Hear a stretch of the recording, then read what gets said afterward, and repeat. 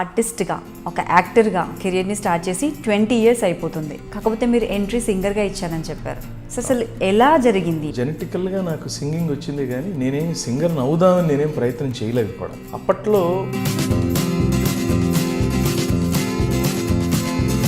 జెనెటికల్గా ఇది వచ్చు కాబట్టి ఇది ప్రయత్నం చేశాం. అనౌన్సర్గా వర్క్ చేశారు దూరదర్శన్లో. ఎన్ని సంవత్సరాలు వర్క్ చేశారు అక్కడ? అది కాకుండా ఇంకేమైనా జాబ్స్ చేశారా మీరు? అనౌన్సర్స్కి అప్లికేషన్స్ ఇస్తున్నారు అని తెలిసింది ఎవరి ద్వారా.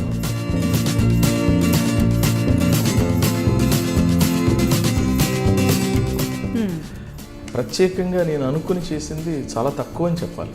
ఆర్టిస్ట్కి అసలు ఎలాంటి క్వాలిఫికేషన్ ఉండాలి? ఒక మంచి ఆర్టిస్ట్ ఎలా ఉంటే బాగుంటుందో, ఎలా ఉండాలి, అవన్నీ మనకు తెలుసు.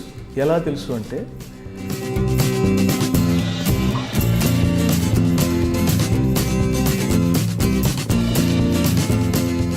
అలాగే ఒక ఐఏఎస్ ఆఫీసర్స్కి ఎలాంటి క్వాలిఫికేషన్స్, టాప్ గ్రేడ్ క్వాలిఫికేషన్స్ కావాలో ఆర్టిస్ట్కి కూడా అన్ని లక్షణాలు ఉన్నాయి. మీ ఫ్రెండ్స్ చాలా దగ్గర వాళ్ళు అంటుంటారు కదా, ఇన్ని సంవత్సరాల నుంచి యాక్టింగ్ చేస్తున్నావు కదా, ఇంకా బోర్ అనిపించలేదా అనేసి అన్నారు, ఎవరైనా అడిగారు? మీ ప్రశ్న సరైందే. అంటే ఒక్కొక్కసారి నాకు కూడా ఈ మధ్యన అనిపిస్తుంది, నాకే అనిపిస్తుంది. దానికి ఒక కారణం.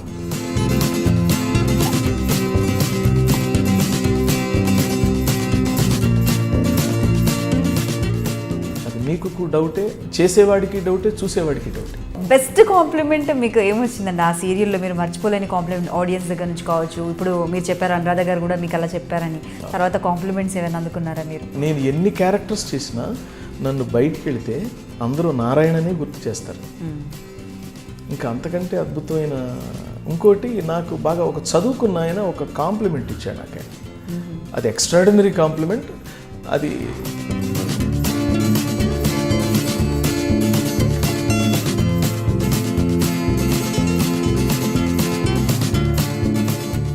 సో లక్ ఎక్కువ ఫేవర్గా ఉండాలంటారా సక్సెస్ కావాలంటే, లేదంటే హార్డ్ వర్క్ ఒకటి చాలా? ఫోర్మోస్ట్ క్వాలిఫికేషన్ ఏంటంటేనండి టాలెంట్. టాలెంట్ ఎలా ఉండాలంటే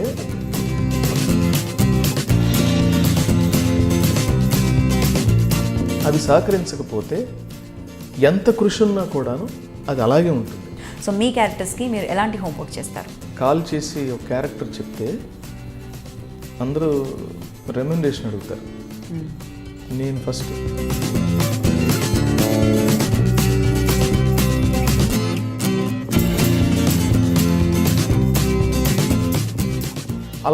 ఇలాంటి హోంవర్క్ అంతా చేస్తాను నేను. ఎవరైనా ప్రపోజ్ చేశారా మీకు? డెఫినెట్గా ప్రపోజల్స్ ఉంటాయి, అంతే తప్ప.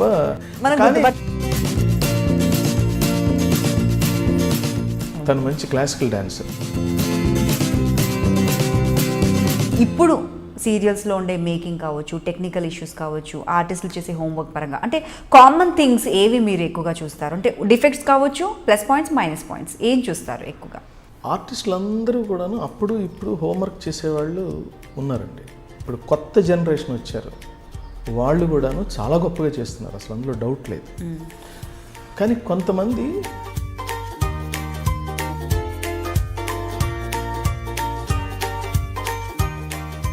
సో కాబట్టి ఆర్టిస్టులకు కూడా క్యారెక్టరైజేషన్ ఏంటో వాడికి కూడా తెలియట్లేదు. ఇంపోర్టెడ్ ఆర్టిస్ట్ అంటే ఇంపోర్టెడ్ ఇన్ ద సెన్స్ బయట రాష్ట్రాల నుంచి బాగా వస్తున్నారు. సో మరి దీని గురించి మీరేమంటారు? నేను ఇలాగే ఆఫ్ ద రికార్డ్ నా ఫ్రెండ్స్తో, అంటే డైరెక్టర్స్, ప్రొడ్యూసర్స్తో, అంటే వాళ్ళు ఏమన్నారు తెలుసా అండి,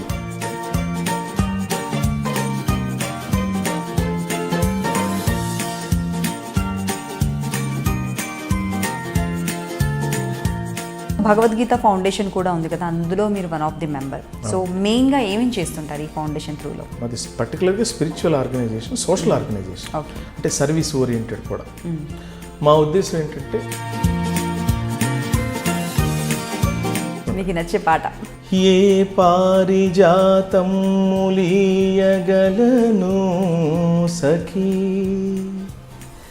గిరిమల్లికలు తప్ప, గరిక పూలు తప్ప, ఏ కానుకలను అందించగలను చెలి.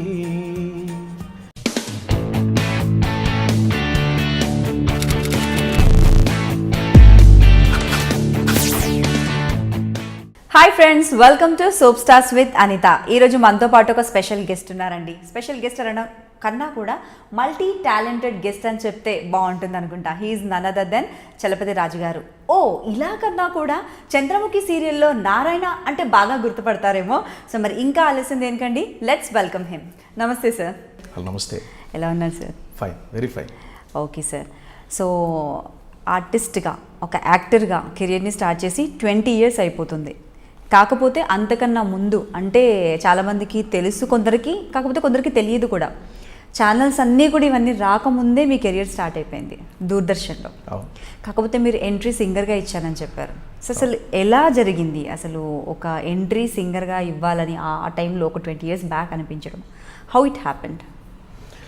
మా నాన్నగారు సరస్వతి నాగేశ్వరరాజు గారు. ఓకే. ఆయన హార్మోనిస్ట్. సో జెనెటికల్గా నాకు సింగింగ్ వచ్చింది, కానీ నేనేం సింగర్ని అవుదామని నేనేం ప్రయత్నం చేయలేదు కూడా యాక్చువల్గా. అప్పట్లో మార్గాలు ఏమైనా ఉండేయంటే ఎక్స్ట్రా కరిక్యులర్ యాక్టివిటీస్ అనేది సింగింగ్, యాక్టింగ్, లేదా అంటే డ్రామా, లేదా డాన్స్. సో మిగతా ఎలాగో మనకు రాదు కాబట్టి జెనెటికల్గా ఇది వచ్చు కాబట్టి ఇది ప్రయత్నం చేసాం. పాడుతుంటే అందరూ బాగుంది, నాన్నగారు కూడా బాగానే ఉంది అని అనేవారు. సో మా ఇంట్లో సింగింగ్ అందరికీ ఒక ఒక పార్ట్ ఆఫ్ లైఫ్ అందరికీ. సో కాబట్టి మా పెద్ద సిస్టర్ కూడా అనంతలక్ష్మమ్మ గారు అని ఆవిడ కూడా పాడేది. విజయలక్ష్మి అని మా సిస్టర్, ఆవిడ కూడా పాడేది. ఇలా సో వాళ్ళని చూస్తూ నేర్చుకుంటూ పాడుతూ వచ్చాను. అంటే మరి నేర్పించాలి అని అనుకోలేదా సార్ మీ పేరెంట్స్? అంటే ఇప్పుడు ఇంట్లో ఎలాగో మ్యూజిక్లో టచ్ ఉంది కాబట్టి మ్యూజిక్ నేర్పించాలి అంటే ఇప్పుడే ఇలా పాడుతున్నారు, ఇంకా మ్యూజిక్ నేర్పిస్తే ఇంకా బాగా పాడగలరు అనేసి ఎవరికి అనిపించలేదా? అంటే అప్పుడు మ్యూజిక్ని ప్రొఫెషన్గా తీసుకునేంత సీరియస్నెస్ లేదండి అప్పుడు. కాకపోతే అదొక ఎడిషనల్ క్వాలిఫికేషన్ లాగానే చూశారు తప్ప, తద్వారా భవిష్యత్తు ఉంటుంది, సంపాదించవచ్చు, వీళ్ళు చాలా డెవలప్ అవుతారు, ఇంకా అద్భుతంగా భవిష్యత్తు ఉంటుంది అనే ఆలోచన కానీ అప్పట్లో ఆ సిచ్యువేషన్స్ కానీ అలా లేవు. ఇప్పుడు సపోజ్ ఉదాహరణకి మీరు సినిమాల్లో కూడా చూసుంటారు, ఎవరినైనా అమ్మాయిని పెళ్లి చూపులు చూస్తే అమ్మ నీకు పాట పాడటం వచ్చా అంటే అదొక క్వాలిఫికేషన్ తప్ప, వంట, పాట పాడటం, సంగీతం అవి కూడా వస్తే అద్భుతం. లేకపోతే అమ్మాయి చక్కగా ఉండి పద్ధతిగా చదువుకొని ఇల్లు, వంట, వార్పు అన్నీ వస్తే అది అద్భుతం. అది అలాగే ఇది ఒక ఎడిషనల్ క్వాలిఫికేషన్లో ఉంది తప్ప, తద్వారా ఏదో భవిష్యత్తు గ్రేట్గా ఉంటుంది అనే థాట్స్ అప్పుడు ఉండకపోవచ్చు నా ఉద్దేశం. ఓకే. సో ఎడ్యుకేషన్ మీదే బాగా కాన్సన్ట్రేషన్ ఉండేది అప్పట్లో. ఎక్కువ ఎడ్యుకేషన్ అంటే రాను రాను మధ్యకాలంలో కొంచెం మళ్ళీ ఎడ్యుకేషన్ కాకుండా ఎక్స్ట్రా కరిక్యులర్ యాక్టివిటీస్ అనేది ఇంకెక్కువ కొంచెం అయింది. మళ్ళీ ఎడ్యుకేషన్లోనే ఉతకడంతో ఓడం మొదలు పెట్టేశారు. ఆఫ్ కోర్స్ అందరికీ తెలుసు, కాంపిటీషన్ అయిపోయింది కాబట్టి. సో మరి మీరు పుట్టి పెరిగిందంతా ఎక్కడ సార్? ఏ ప్లేస్లో పుట్టారు, ఎక్కడ చదువుకున్నారు? మాది కృష్ణా జిల్లా. ఓకే. తొర్లపాడని విలేజ్, అది నందిగామ తాలూకా. అది అక్కడి నుంచి మేము విజయవాడ వచ్చాం మళ్ళీ అరౌండ్ 8th class చదువుకునేటప్పుడు. అక్కడి నుంచి మళ్ళీ నేను ఇంటర్మీడియట్ చదువుకోవడానికి హైదరాబాద్ వచ్చాను. 1980లో వచ్చాను. Okay. So almost 39 years Hyderabad వచ్చి ఇక్కడ ఇంటర్మీడియట్ నుంచి డిగ్రీ, పోస్ట్ గ్రాడ్యుయేషన్ అంతా హైదరాబాద్లో జరిగింది. ఓకే. సో సింగర్గా మీరు ఎప్పుడు మీ కెరియర్ ఏదైనా స్టార్ట్ చేశారా? కొద్ది రోజులు సింగర్గానే మీరు ముందుకు సాగారా లేదంటే? నేను సింగర్గా ఫస్ట్ సంపత్ కుమార్ అని నా ఫ్రెండ్, తను స్టేజ్కి నన్ను రవీంద్ర భారతిలో ఫస్ట్ ప్రోగ్రామ్కి నన్ను ఇంట్రడ్యూస్ చేశాడు. తర్వాత నేను మెల్లమెల్లగా స్టేజ్ ప్రోగ్రామ్స్ చేస్తూ వచ్చాను. కానీ నాకు బ్రేక్, నలుగురిలో బాగా గుర్తింపు, పాడటంలో కూడా ఇంకా మెచ్యూర్డ్గా పాడాలి, చాలా తెలుసుకొని పాడాలి అని అవన్నీ తెలిసింది మాత్రం ప్రముఖ గాయకుడు తను గంగాధర శాస్త్రి గారు అని ఉన్నాడు. Is my close friend. తనతో కలిసి నేను పాడుతుండేవాడిని. తను చూసి నేను బాగా ఇన్స్పైర్ అయ్యాను, బాగా తెలుసుకున్నాను. నాట్ ఓన్లీ మ్యూజిక్, లైఫ్లో కూడా చాలా తెలుసుకున్నాను. Is a very good friend, very good friend. Okay. Now is చాలామంది గురువులాగా కూడా భావిస్తారు తనని. అలాంటి వ్యక్తి నాకు స్నేహితుడు అవటం నా పూర్వజన్మ సుకృతం. And I feel great and I enjoy. Okay. So మరి అలాగే మరి సింగర్గా తర్వాత కొద్ది రోజులు కెరియర్ని అలా సాగించిన తర్వాత నెక్స్ట్ అనౌన్సర్గా వర్క్ చేశారు దూరదర్శన్లో. అప్పుడు ఈ ఛానల్స్ అవి ఇవి అన్నీ కూడా ఏమీ లేవు. సో మరి అప్పుడు ఎన్ని సంవత్సరాలు వర్క్ చేశారు అక్కడ? అది కాకుండా ఇంకేమైనా జాబ్స్ చేశారా మీరు? నేను దూరదర్శన్లో అనౌన్సర్గా అన్నది కూడా కాకతాళీయమే, అనుకోకుండా. నేనేం అనుకోని, అసలు నా లైఫ్లో నుండి నేను ప్రత్యేకంగా నేను అనుకుని చేసింది చాలా తక్కువ అని చెప్పాలి. అప్పుడు దూరదర్శన్ ఒకటే ఉండేది. దూరదర్శన్కి వెళ్ళాను, అనౌన్సర్స్కి అప్లికేషన్స్ ఇస్తున్నారు అని తెలిసింది ఎవరి ద్వారాను, ఫ్రెండ్స్ ద్వారా. వెళ్ళాను, ఇచ్చాను, సెలెక్ట్ అయ్యాను, అంతే. ఇంకా దానికి ఏం పెద్ద ఇదేం లేదు. ఓకే. దాని తర్వాత టెలిస్కూల్ అని మార్నింగ్ మీకు చిన్నపిల్లలకి పాఠాలు చెప్పే ఒక ఛానల్ కూడా ఉంది, స్టేట్ గవర్నమెంట్కి అనుసంధానంగా. అందులో కూడా చిన్నపిల్లలకి లెసన్స్ చెప్పేవాడిని. సో వాళ్ళు స్క్రిప్ట్ రైటర్స్ ఉండేవాళ్ళు, అది రాసిస్తే దాన్ని యథాతథంగా ఒక టీచర్ లాగా కొన్ని, లేకపోతే ఇంట్లో ఒక తాతయ్య అయితే, ఒక మామయ్య అయితే ఎలా చేస్తాడు, ఒక అన్నయ్య అయితే ఎలా చెప్తాడు. సో అప్పటికి నా ఏజ్ గ్రూప్ అన్నయ్య తమ్ముడు ఇలాంటి ఏజ్ గ్రూప్ కాబట్టి అన్నయ్యలాగే చిన్నపిల్లలకి మనం ఎలాగో అన్నయ్యల ఏజ్ గ్రూపే అప్పుడు. సో వాళ్ళకి పాఠాలు చెప్పడం ప్లస్ దూరదర్శన్లో అనౌన్స్మెంట్స్ చేయటం. అదే దూరదర్శన్లో డ్రామా డివిజన్ ఉండేది. సో నేను చలాకీగా అనౌన్స్మెంట్స్ చెప్తుంటే మంచి ఈ ఏజ్ గ్రూప్ ఆర్టిస్టులు తక్కువగా ఉన్నారయ్యా, నువ్వు అప్లై చేయొచ్చు కదా, డ్రామా ఆడిషన్స్ అవుతున్నాయని ఆ సెక్షన్ హెడ్స్ నన్ను అడగడం, నేను అలాగే అని అప్లై చేసి అది కూడా సెలెక్ట్ అయ్యాను. అంతే, అలా కాకతాళీయంగా. బట్ ఒకటేంటంటే నాకు తెలియకుండా వెళ్ళినా కూడా వెళ్ళిన తర్వాత దాని గురించి సమగ్రంగా ఆమూలాగ్రంగా తెలుసుకుని అది శభాష్ అనిపించుకోవటానికి లేదా కనీసం బాగుంది అని అనిపించుకోవటానికి ప్రయత్నం చేస్తూ ఎప్పుడు వర్క్ చేసేవాడిని. సో దట్ వే నేను ముందు వర్క్ కంటే కూడాను లోపలికి వెళ్ళిన తర్వాత దాని గురించి కొంచెం హోంవర్క్ లాంటిది దాని గురించి తెలుసుకోవటం, జాగ్రత్తలు తీసుకోవటం, పెద్దవాళ్ళని అడగడం, ఇవన్నీ చేసేవాడు. సో హోంవర్క్ గురించి మనం తర్వాత మాట్లాడుకుందాం సార్, ఎందుకంటే అది పెద్ద సబ్జెక్ట్ అండ్ ఇంకా ముందు చాలా ఉన్నాయి. సో మీ భాష చూస్తుంటే తెలుగు చాలా చక్కగా మాట్లాడుతున్నారు. చక్కగా అనడం కన్నా అందంగా అనొచ్చు, వింటూ ఉంటే అలా వినాలనిపిస్తుంది. అండ్ అలాగే దూరదర్శన్లో వర్క్ చేయాలంటే కూడా వాళ్ళు ఫస్ట్ చూసేది భాష. ఫస్ట్ భాష చాలా చక్కగా particular, they are very particular about language. ఎందుకంటే నేను వర్క్ చేశాను దూరదర్శన్లో.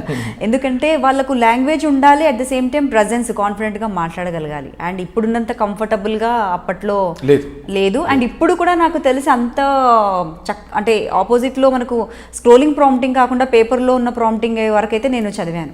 ఐ థింక్ ఇప్పటికీ కూడా అదే ఉందనుకుంటాను. సో మరి ఒక ఆర్టిస్ట్కి అసలు ఎలాంటి క్వాలిఫికేషన్ ఉండాలి? ఎందుకంటే ప్రతిదానికి క్వాలిఫికేషన్ ఉంటుంది. ఒక అబ్బాయి ఒక బాయ్ని అపాయింట్ చేయాలనుకున్నా కూడా అట్లీస్ట్ వాడు టీ కాఫీలైనా సరిగ్గా పెడతాడా, క్లీన్ అయినా నీట్గా చేస్తాడా అనేది మినిమం అనేది 1 or 2 days మనం చూస్తాం. ఆర్టిస్ట్ అనేసరికి ఇప్పుడు ఎవరు చూసినా కూడా మా ఇంట్లో మా అమ్మాయి చాలా బాగుంటుంది, లేదంటే మా అబ్బాయి బాగుంటాడు, తీసుకెళ్ళిపోండి, మా అబ్బాయి డిగ్రీ చేస్తున్నాడు, ఇంటర్ చేస్తున్నాడు, సీరియల్స్లో సినిమాల్లో హీరోలా వస్తాడేమో ఎవరైనా అడిగితే చెప్పండి. అలా అడిగే వాళ్ళు కూడా ఉన్నారు. అంటే మిమ్మల్ని ఎంతమంది అడిగారో ఇంకా నేను ఎక్స్పెక్ట్ చేయగలను. అసలు ఏం క్వాలిఫికేషన్ ఉండాలి ఒక ఆర్టిస్ట్కి? నాకు మీరు అడిగే ప్రశ్న మంచి ప్రశ్న. దీనికి అనుబంధంగా నాకు మనందరి సర్కిల్లో బాగా నానుడిగా ఉన్న ఒక సిచ్యువేషన్ని మళ్ళీ గుర్తు చేస్తాను ఒకసారి. చెప్పండి. దాసనారాయణరావు గారిని ఎవరో ఒక ఫ్రెండ్ అడిగేవాడట, ఒరే మావాడు బడుద్దాయి, వాడు చెప్పిన మాట వింటలేదురా, తెగ తిరుగుతున్నాడు, నీతో పాటు తీసుకెళ్ళకూడదు అనేవాడు అని అడిగారు దాసనారాయణ. ఒరే బడుద్దాయిని ఎందుకు పనికిరాని వాడు పనిచేసే ఇండస్ట్రీ అనుకుంటున్నావా సినిమా ఇండస్ట్రీ అంటే, దానికి చాలా క్వాలిఫికేషన్స్ కావాలని దాసనారాయణరావు గారు అతన్ని చివాట్లు పెట్టిన సందర్భాలు కూడా మనం పత్రికల్లో, న్యూస్ పేపర్స్లో, లేకపోతే మన ఇండస్ట్రీ ఇన్నర్ సర్కిల్లో ఆ నోట మనం విన్నాం కూడా. అయితే నాకు తెలిసి అంటే నేను ముందు ఆర్టిస్ట్ అవుదామని నేనేం రాలేదు, కానీ ఆర్టిస్ట్, ఒక మంచి ఆర్టిస్ట్ ఎలా ఉంటే బాగుంటుందో, ఎలా ఉండాలి అవన్నీ మనకు తెలుసు.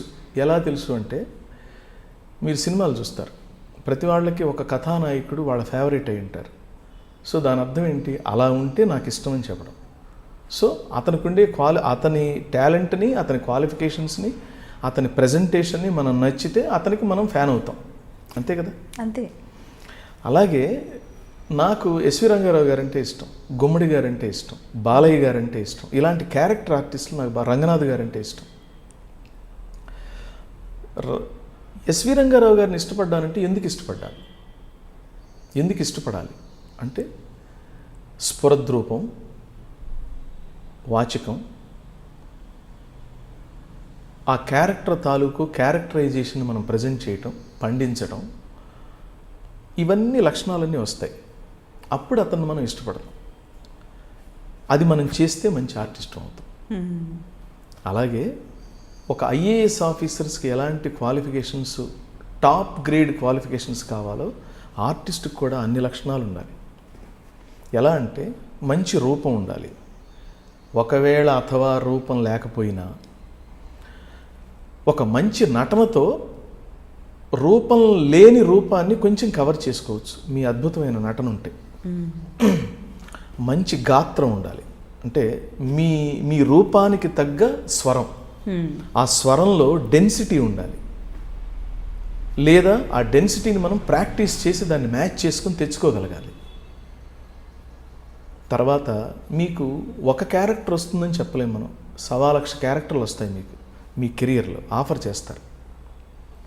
ప్రతి క్యారెక్టర్ని మనం చూస్తాం. మన ఫ్యామిలీలో ఎవరు ఒకళ్ళనో ఇద్దరినో అబ్జర్వ్ చేసి వీడేంటి ఇలా మాట్లాడతాడు, ఇలా మాట్లాడతాడని కొంతమందిని అబ్జర్వ్ చేస్తూ కొన్ని మ్యానరిజమ్స్కి మనం నవ్వుతాం, కొన్ని మ్యానరిజమ్స్కి చిరాకు పడతాం, కొన్ని మ్యానరిజంకి ఒక గౌరవంగా, భక్తిభావంతో, ఆరాధనాపూర్వకంగా కూడా చూస్తాం. అలాగే ఒక క్యారెక్టర్ ఇచ్చినప్పుడు ఆ క్యారెక్టర్ లోతుకెళ్ళి ప్రతి క్యారెక్టరు ఏ ఏ సందర్భాల్లో, ఏ ఏ సన్నివేశాల్లో వాళ్ళు ఎలా బిహేవ్ చేస్తారో తెలుసుకొని ఆవాహన చేసుకొని నువ్వు ప్రజెంట్ చేయగలగాలి. ఇన్ని క్వాలిఫికేషన్స్ కావాలి అంటే నీకు సైకాలజీ తెలిసి ఉండాలి, అబ్జర్వేషన్ ఉండాలి, ఇమిటేషన్ రావాలి, తర్వాత ఏకసంధాగ్రహుడివై ఉండాలి, భాష రావాలి, తర్వాత సిచ్యువేషన్ బట్టి ఎరా బాగున్నావా అని అంటాం మనం మామూలుగా. అదే ఫ్రెండ్ ఏమండి నమస్కారం బాగున్నారా అని నేను మీతో అంటాను. అదే నా 10th క్లాస్ ఫ్రెండ్ కనిపించాడు అనుకోండి, ఎరా బాగున్నావా, ఏంట్రా ఎన్నాళ్ళైందిరా నేను చూసి యూజ్లెస్ ఫెలో, ఫోన్ చేసి చావచ్చుగా మొన్న అంటే లాంగ్వేజ్ దట్ టెల్స్ ఇంటిమసీ. అదే నాకు నా హైరార్కి ఒక పెద్ద ఆఫీసర్ కనపడ్డాడు, సార్ నమస్కారం సార్, సార్ నమస్కారం సార్ అంటాం మనం, సార్ నమస్తే sir, body language. So everything changes. అది అప్పటికప్పుడు అడాప్ట్ చేసుకొని మళ్ళీ ఎంతో కాలంగా ప్రాక్టీస్ చేసి దాన్ని డిజైన్ చేసి ప్రజెంట్ చేస్తే ఎలా ఉంటుందో అలా అప్పటికప్పుడు నువ్వు ఒక రూపాన్ని దిద్దుకొని దాన్ని ప్రజెంట్ చేసి మెప్పించగలగాలి. సో ఎంత టాలెంట్ కావాలి దానికి. ఇది నిజమైన టాలెంట్. ఇది నిజం. కానీ జనాలు అనుకునేది మాత్రం ఎందుకు పనికిరాని వాళ్ళు, చదవని వాళ్ళు, అంటే ఇప్పుడు అంత అనుకోవట్లేదు. ఎందుకంటే ఇప్పుడు బాగా చదువుకున్న వాళ్ళు ఒకప్పుడు ఇప్పుడు కూడాను చాలా మంది టాలెంటెడ్ వస్తున్నారండి. చాలామంది talented boys and girls and even character ఆర్టిస్టులు చాలామంది అద్భుతమైన వాళ్ళు వచ్చారు. ఇప్పుడు చూడండి, ఒకప్పుడు ఏంటంటే డాన్స్ కావాలంటే వెంపటి చినసత్యం గారి దగ్గరికి వెళ్ళి డాన్స్ మా అమ్మాయి నేర్చుకుంది, మా అబ్బాయి నేర్చుకున్నాడని చెప్పేవాళ్ళు. ఇప్పుడు టీవీ షోస్లో చూస్తే వాళ్ళు ఆల్రెడీ 25 సంవత్సరాల నుంచి నేర్చుకున్నట్టుగా డాన్స్ చేస్తున్నారు. సో ఎలా అంటే ఇప్పుడు అది ఎలా అంటే చెప్పలేము మనం.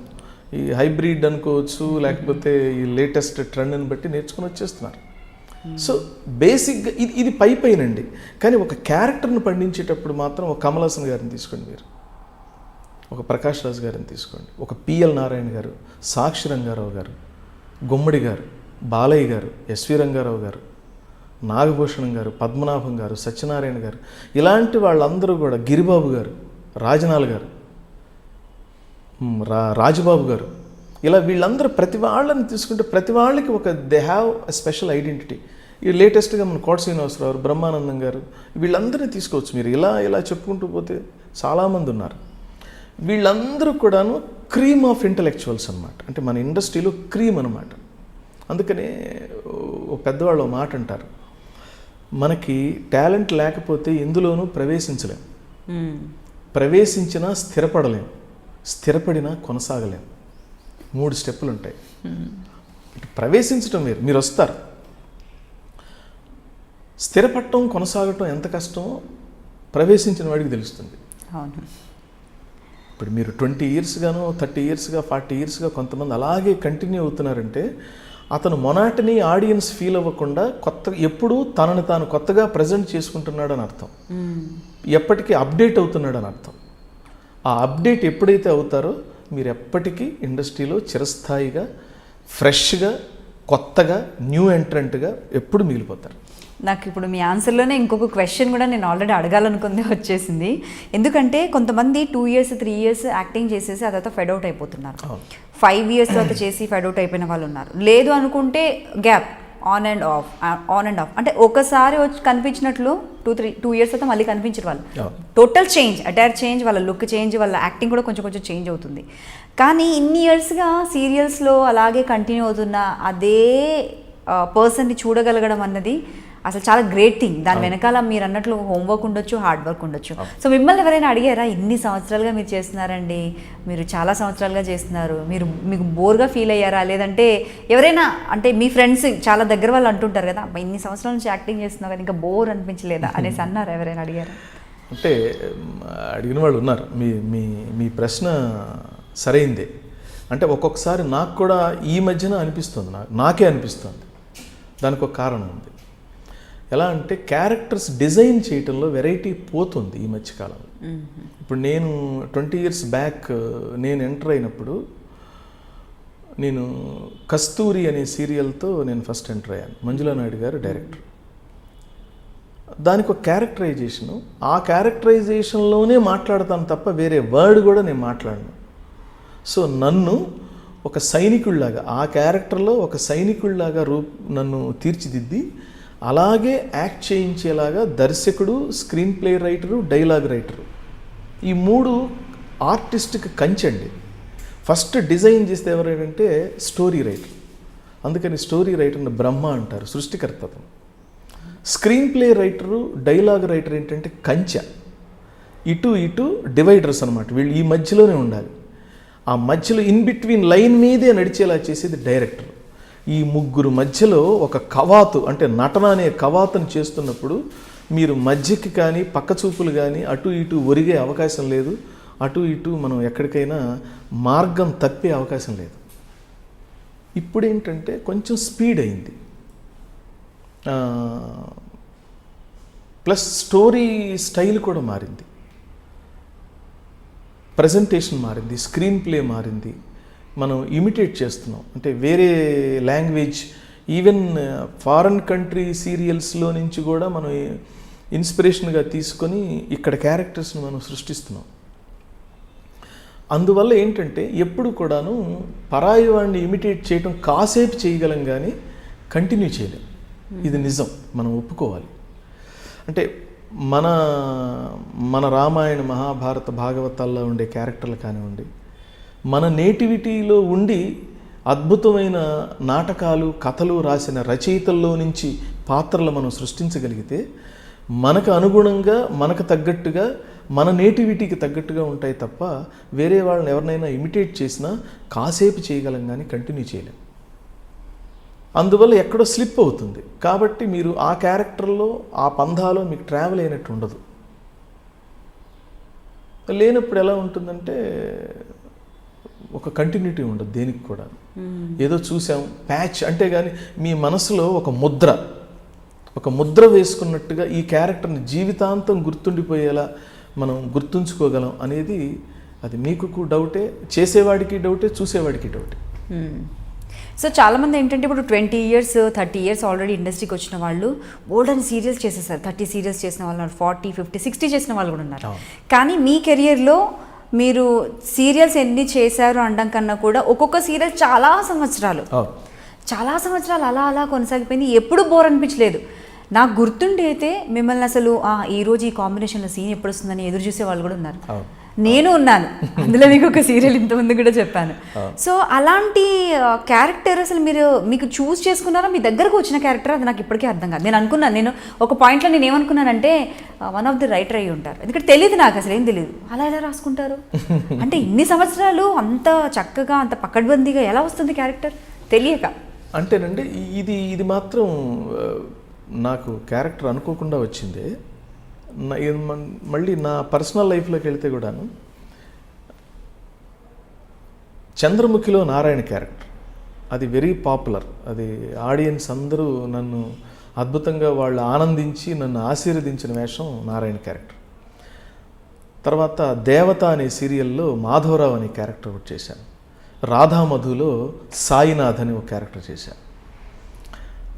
పద్మవ్యూహంలో కూడా నారాయణే, ఆ క్యారెక్టర్ పేరు కూడా నారాయణే, హ్యాపెన్స్ టు. భాగవతం చేశాను. తర్వాత శ్రీనివాస కళ్యాణం,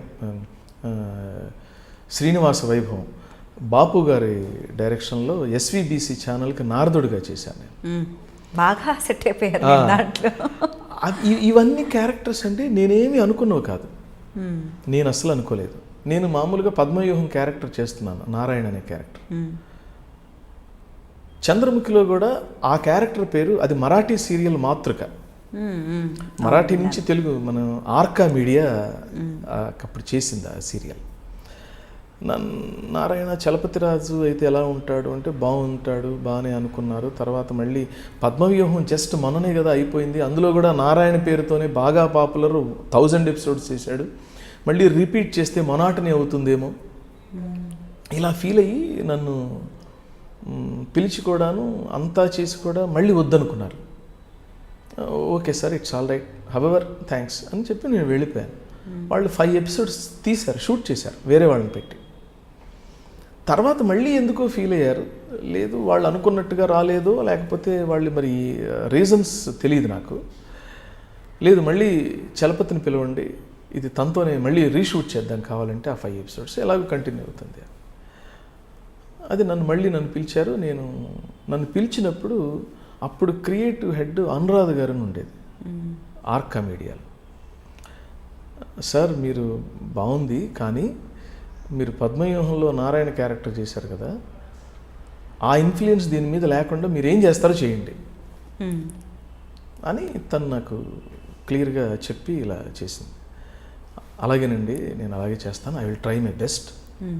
అయితే నా వంతు నేను ఒక హెల్ప్ చేస్తాను మీకు, చెప్పండి, నేను మీకు మంచి కాస్ట్యూమ్ ఒకటి డిజైన్ చేసి పెడతాను. అబ్బా అసలు అది అద్భుతం అండి. ఆంగికం భువనం వేశ్య వాచికం సర్వవాంగ్మయం ఆహారం చంద్రతారాది తమ్మందే సాత్వికం శివం. ఈ 4లో అసలు ముందు ఆహార్యం ఫస్ట్ ఫిక్స్ అయిపోతేనండి మీరు ఈజీగా క్యారెక్టర్ చేసేయచ్చు. ఆహార్యం చాలా ఇంపార్టెంట్. చాలా థ్యాంక్స్ అండి అనురాధ గారు అన్నాను. ఆవిడ నా కాస్ట్యూమ్ ఆవిడే డిజైన్ చేసి ఇచ్చింది. That helped me a lot. తర్వాత వచ్చిన తర్వాత నా వర్క్, నేను హోంవర్క్ అది అలా కాకుండా ఇంకెలాగా చేయాలా అని చేశాం. దాని తర్వాత మళ్ళీ డైరెక్టర్స్ 2-3 మారారు.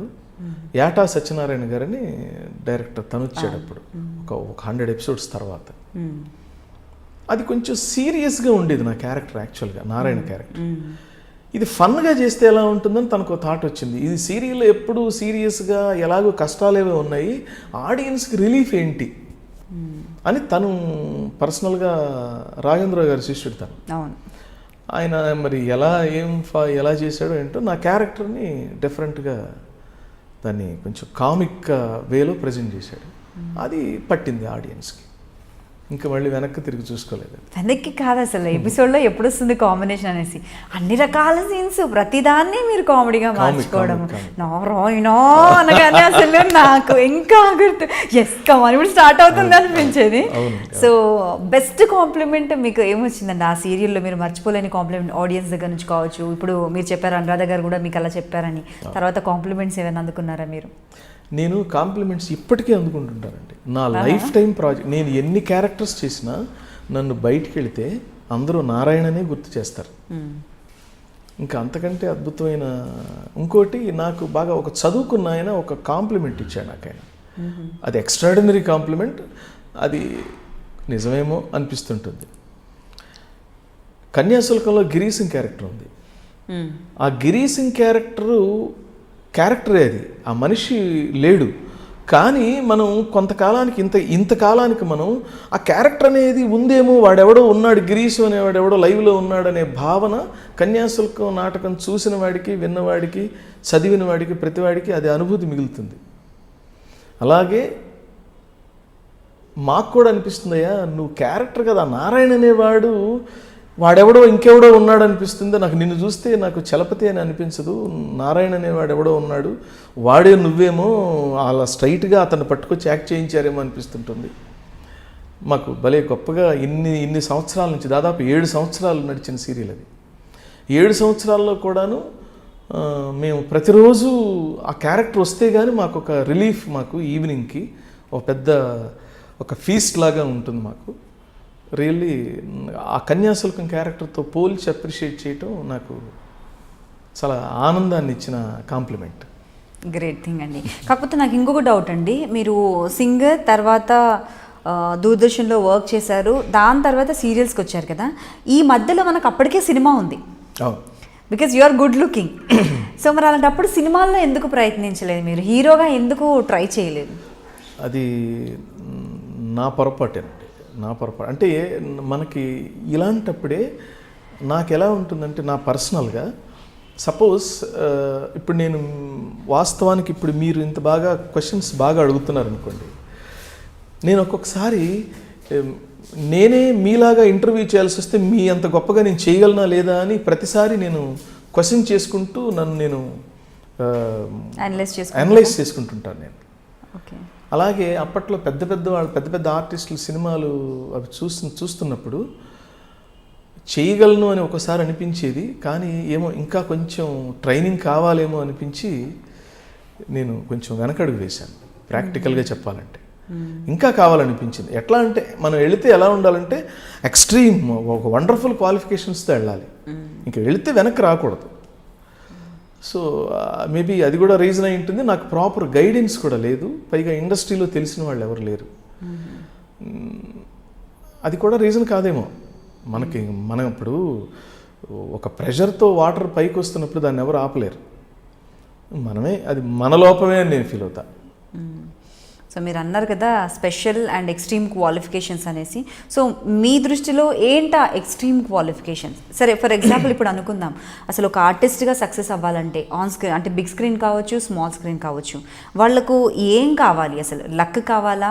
మనమైతే ఇంతకుముందు కనుక్కున్నాం, ప్రజెంటేషన్ చాలా ఇంపార్టెంట్, గుడ్ లుకింగ్ అయి ఉండాలి, హార్డ్ వర్క్ చేయాలి, అండ్ భాషపై పట్టు ఉండాలి. అఫ్కోర్స్ ఇప్పుడు భాష రాని వాళ్ళు చేస్తున్నారు, అది వేరే విషయం అనుకోండి.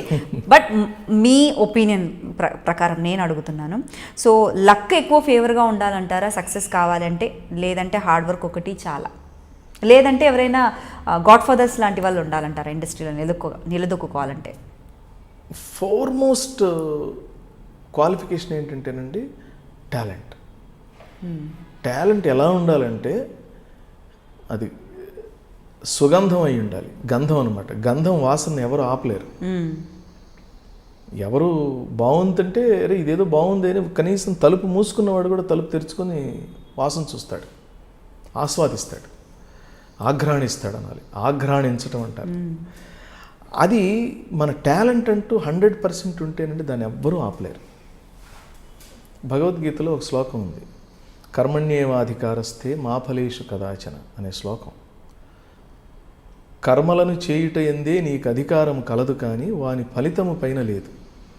అట్లని కర్మలను చేయుట మానరాదు, ఆ కర్మ ఫలమునకు నీవు కారణము కారాదు. ఇది శ్లోకం తాత్పర్యం.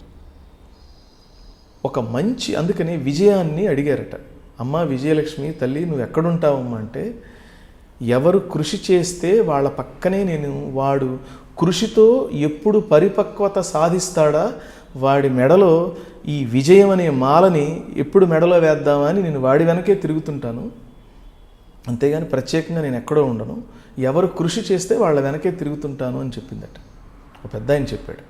అందుకనే కర్మణ్యేవాధికారస్థ ఈ శ్లోకంలో కూడా సుకర్మ లాంటి గోవు వెనక విజయం లాంటి లేగదోడ పరిగెత్తక ఇంకెక్కడికి పరిగెడుతుంది? తల్లి వెనకేగా లేగదోడ పరిగెత్తేది. తల్లి ఎక్కడుంటే లేగదోడ అక్కడికే వస్తుంది. సో మంచి కర్మని, సుకర్మ అంటే మంచి కర్మ. అంటే మనం ఒక ధ్యాసతో కూడింది, ఒక ధ్యానంతో కూడింది, కష్టంతో కూడింది ఒక అద్భుతమైన కర్మని మనం చేస్తే దాని వెనక విజయం అనే లేగదూడ ఆ తల్లి వెనకే వస్తుంది. సో కాబట్టి నేను ఎప్పుడు ఫీల్ అయ్యేది ఏంటంటే, మనం బాగా కష్టపడితే విజయం దాని అంతటికే వస్తుంది. కానీ గ్రహస్థితులు కూడా మనకు కొంచెం సహకరించాలి. అవి సహకరించకపోతే ఎంత కృషి ఉన్నా కూడాను అది అలాగే ఉంటుంది, స్టాగ్నెట్గా ఒక కొండగా అట్లా ఒక పెద్ద నిలువెత్తు రాశిలాగా మిగిలిపోతుంది తప్ప ఆ రాశి వాసిలాగా మీకు పనిచేసి విజయాన్ని చేకూర్చదు. వేరే వాళ్ళకి ఒక జాబ్ వచ్చిందనుకోండి, వాళ్ళ లైఫ్ సెటిల్ అయిపోతుంది. కానీ ఆర్టిస్ట్కి అలా కాదు. టాలెంట్తో పాటు విజయం, ఆ విజయలక్ష్మి చెయ్యి పట్టుకొని చిటికిన వేలు పట్టుకొని మిమ్మల్ని నడిపించాలి. అప్పుడు కానీ మీరు ఈ ఇండస్ట్రీలో కంటిన్యూ అవ్వలేరు. అదృష్టం లేకపోతే చాలా కష్టం. ఇక్కడ ఏంటంటే, మీరు ఒక క్యారెక్టర్ చలపతిరాజు గారిని అనుకుందాం అని మీరు అనుకున్నారనుకోండి, అసలు మీరు అనుకోవాలి ఓ 10 మంది లిస్టులో నేను రావాలి, ఆ 10 మందిలో నుంచి మొదట్లోకి రావాలి, ఫస్ట్ 3లోకి వస్తాను, 3 నుంచి ఫస్ట్కి రావాలి. ఇలా ప్రతి స్టెప్లోనూ నా అదృష్టం నాకు కలిసి రాకపోతే, టాలెంట్ ఉంది కాబట్టి ఫస్ట్ 10లో నా నేమ్ ఉంది, గుడ్, కానీ ఫస్ట్లోకి రావాలిగా. So that needs luck. So మరి బ్యాక్ సపోర్ట్ ఎవరైనా కూడా గాడ్ ఫాదర్స్ అలా ఉండడం మస్ట్ అండ్ షుడ్ అంటారా? ఐ డోంట్ థింక్ అండి, నేను అలా ఏం అనుకోను. నేను సపోర్ట్ ఉంటే బెటరే, కానీ దానివల్లే మనం సంపాదిస్తామనంటే నేను పెద్దగా యాక్సెప్ట్ చేయను. మనకి టాలెంట్ ఉంటే గాడ్ ఫాదర్స్ కూడా వాళ్ళే మన వెనక వచ్చేస్తారు. వీడిని ఎవరినో ఎలివేట్ చేస్తే మనకు పేరు వస్తుందిరా అని మన వెనకే వచ్చి మనల్ని ఇంట్రడ్యూస్ చేసే సందర్భాలు కూడా చాలా ఉన్నాయి. కాబట్టి మన టాలెంట్ ప్లస్ వినయం, విధేయత, ఒబీడియన్స్, విద్యా వినయ సంపన్నే అన్నారు. విద్య వినయం ఉన్న చోట విద్య కూడా రాణిస్తుంది, దానికి పేరు వస్తుంది, గౌరవం వస్తుంది, కీర్తి వస్తుంది. కాబట్టి మనం టాలెంట్తో పాటు ఒబీడియన్స్ ఉన్నప్పుడు ఏంటి అంటే, అవతల వాళ్ళు చెప్పేది మనం శ్రద్ధగా వినగలుగుతాం. మనం ట్రావెల్ అవుతున్న మార్గంలో సబ్జెక్ట్ని జాగ్రత్తగా మనం గ్రహించగలుగుతాం. అప్పుడు మనం ఒక్కసారి వింటేనే మన నోటికి వచ్చేస్తుంది. ఏకసంధాగ్రహి అంటాడు. అది ఉన్నప్పుడు ఒక్కసారి చెప్పగానే మనం చెప్తే, చూడండి, మనం ఇప్పుడు చిలుక మనం చిలుక పలుకులు అంటాం. హలో అంటే మనం ఎందుకు మనం ఇష్టపడుతున్నాం? మనం చెప్పగానే అది చెప్తుంది కాబట్టి. అలాగే డైరెక్టర్ కూడా మనం ఇది ఇలా ఉండాలి డైలాగు అని చెప్పగానే మనం చెప్తున్నాం అనుకో, అరే వీడు బాగా చెప్తున్నాడు, ఇట్లా చెప్తాను, ఇంకోసారి ఇట్లా ఈ డైలాగు అని ఇంకో 2 డైలాగులు రాయించడం, మన గురించి ఒక సపరేట్ షాట్ పెట్టడం, మనకు ఒక సిగ్నిఫికెన్స్గా ఉండేట్టుగా మనకు ఒక ప్రత్యేకమైన ప్లేస్మెంట్ ఇవ్వటం, ఇవన్నీ జరుగుతాయి. ఓకే. సో మీరు ఇన్ని ఎపిసోడ్స్, ఇన్ని సంవత్సరాలు ఒక్కొక్క సీరియల్ ట్రావెల్ అవ్వడానికి ఇది ఒక బెస్ట్ రీజన్ అనుకోవచ్చు మేము.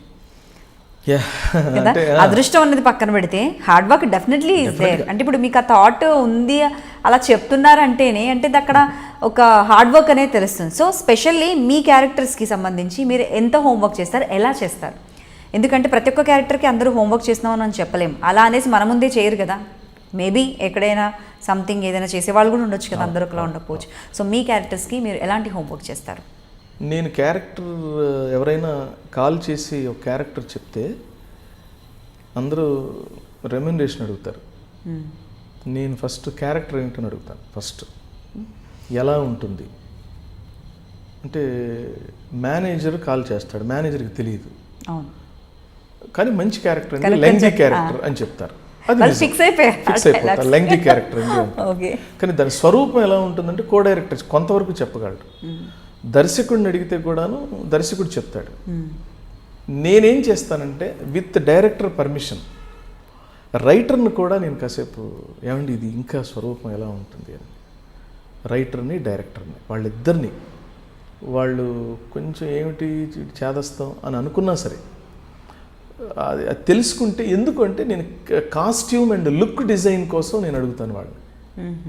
అంటే ఇలా బిహేవ్ చేస్తాడు, ఇలా బిహేవ్ చేస్తాడు అంటే కాస్ట్యూమ్ ఎలా ఉంటే బాగుంటుంది, మ్యానరిజమ్స్ ఏమైనా పెట్టుకోవచ్చా, ఈ రిఫరెన్స్కి పూర్వం మన పూర్వీకులు సినిమాల్లో ఏమన్నా రెఫరెన్స్ క్యారెక్టర్ ఏమన్నా ఉందా, ఉంటే దాన్ని యాజ్ ఇట్ ఈస్గా చేస్తే మళ్ళీ ఇమిటేషన్ అవుతుంది. దాన్ని ఇన్స్పిరేషన్గా తీసుకొని ఫాలో అవటం తప్పులేదు. దాన్ని ఏమైనా చేయొచ్చా, ఇలాంటి హోంవర్క్ అంతా చేస్తాను నేను. ఆ దర్శకులతో ఫోన్లో కంటే కూడా ఫస్ట్ నేను వెళ్ళి, చాలామంది ఫోన్లో ఎందుకు సార్ ఫోన్లో చెప్పేస్తారు వాళ్ళు అని విని, కానీ సార్ ఒక్క పావు గంట మీతో కలుస్తానంటే రండి అంటారు వాళ్ళు. నేను పర్సనల్గా వాళ్ళని కలుస్తాను. పర్సనల్ ఇంటరాక్షన్ వేరుగా ఉంటుంది. మనం మాటల్లో మామూలుగా పైన చెప్తే వాళ్ళకి, ఎందుకంటే ఒక సీరియల్ ఇదిలో వాళ్ళు చాలా బిజీగా ఉంటారు. కానీ మనం పర్సనల్గా వెళితే అరే ఇతను పాప ఇంట్రెస్ట్గా వచ్చాడు కానీ మనకి టైం స్పెండ్ చేస్తారు వాళ్ళు. సో అది హెల్ప్ అవుతుంది. అలా నేను నా క్యారెక్టర్ అది కూడా విత్ వాళ్ళ యాక్సెప్టెన్స్తోనే, అంతేగాని నా ఓన్ డెసిషన్ కాదు. ఏమంటే నేను ఇలా అనుకున్నాను ఓకేనా అంటే వాళ్ళకి కూడా ఇంట్రెస్ట్ కలిగి ఆ ఉన్నదానికి వాళ్ళు మెరుగులు దిద్ది ఇలా చేయండి అని అంటే ఓకే సార్ అని చెప్పేసి అలా ఫైనల్ ఒక గెటప్ ఫైనల్ చేసుకొని, వేరే కాస్ట్యూమర్ అయితే నేను అనుకున్నట్టు కుట్టిస్తాడో లేదో అని నాకు నేనే కుట్టించుకొని, సో ఐ టేక్ ఆల్మోస్ట్ ఆ కేర్ నేను తీసుకుని వాళ్ళకి మళ్ళీ చూపించి డైరెక్టర్ గారు బాగుందండి, వెరీ గుడ్, మనం అనుకున్నట్టుగానే ఉంది, గుడ్, యు గో హెడ్ అంటే అప్పుడు నేను కాన్ఫిడెంట్గా ఒక క్యారెక్టర్ తాలూకు స్వరూపంతో నేను ఫస్ట్ డే కెమెరా ముందుకు వెళ్తాను.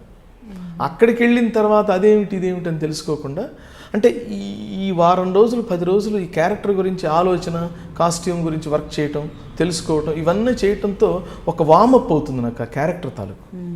సో ఫస్ట్ షాట్ కూడాను మనం కొంచెం కొంతకాలం చేసిన ఎక్స్పీరియన్స్డ్ షాట్ లాగా ఉండేట్టుగా చేయడానికి ట్రై చేస్తాను. ఫస్ట్ షాట్ మాత్రం ఫస్ట్ షాట్ లాగా అని నాకు అనిపించింది అంటే మనం ఇంకా క్యారెక్టర్లోకి వెళ్ళలేదని అర్థం. అలా జరగకూడదు. ఓకే, సో దానికోసం ఇంత హోంవర్క్ చేస్తారనమాట. అటైర్ దగ్గర నుంచి, స్పెషల్లీ కాస్ట్యూమ్ దగ్గర నుంచి, అండ్ లాంగ్వేజ్, ఆ క్యారెక్టరైజేషన్ ముందే ఎలా ఉంటుంది, దాన్ని ఎలా ప్రొలాంగ్ చేసుకోగలం అదే ముందు డైజెస్ట్ చేసుకుని. అవునండి, అవును. అవన్నీ చేస్తే ఏం లేదండి, మనం చేస్తే మనకే బాగుంటుంది. నా ఉద్దేశం ఏంటంటే ఒక ప్రాజెక్ట్లోకి వెళ్ళిన తర్వాత అది ప్రొడ్యూసర్ అవ్వచ్చు, కానీ మనం వెళ్ళిన తర్వాత అది మనదే. అది సక్సెస్ అవ్వాలి, సక్సెస్ చేయాలి. ఎలా? మన టాలెంట్తోనో, మన ఎఫర్ట్తోనో, మన ఇన్పుట్స్తోనో చేయాలి. సో అది చేస్తే 1000 ఎపిసోడ్స్ అంటే 4-5 years అందరూ కలిసి హిట్ సీరియల్ ప్లస్ కొన్ని ఫ్యామిలీస్, దాని మీద డిపెండ్ అయిన ఫ్యామిలీస్ కూడా ఒక 3-4 సంవత్సరాల దాకా వెనక్కి తిరిగి చూసుకునే అవకాశం ఉండదు. ఎంజాయ్ చేస్తారు, హాయిగా ఉంటారు.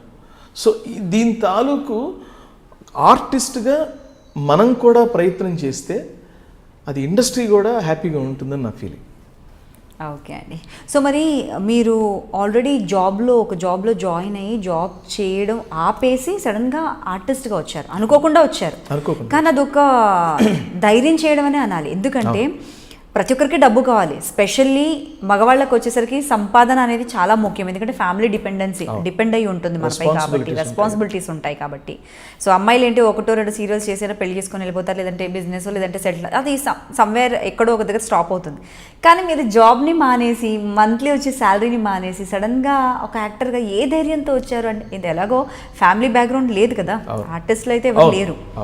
సో ఎలా ధైర్యం చేశారు అసలు అంతలా సడన్గా? ఎవరైనా మోటివేట్ చేశారు? అలా ఏం లేదండి. నేను అప్పుడు కొత్తగా ఛానల్స్ వచ్చాయి, ఈటీవీ, తర్వాత జెమిని, ఇవన్నీ. అంటే నేను దూరదర్శన్ నుంచి ఉన్నాను కాబట్టి మధ్యలో గ్యాప్ తీసుకున్నాను.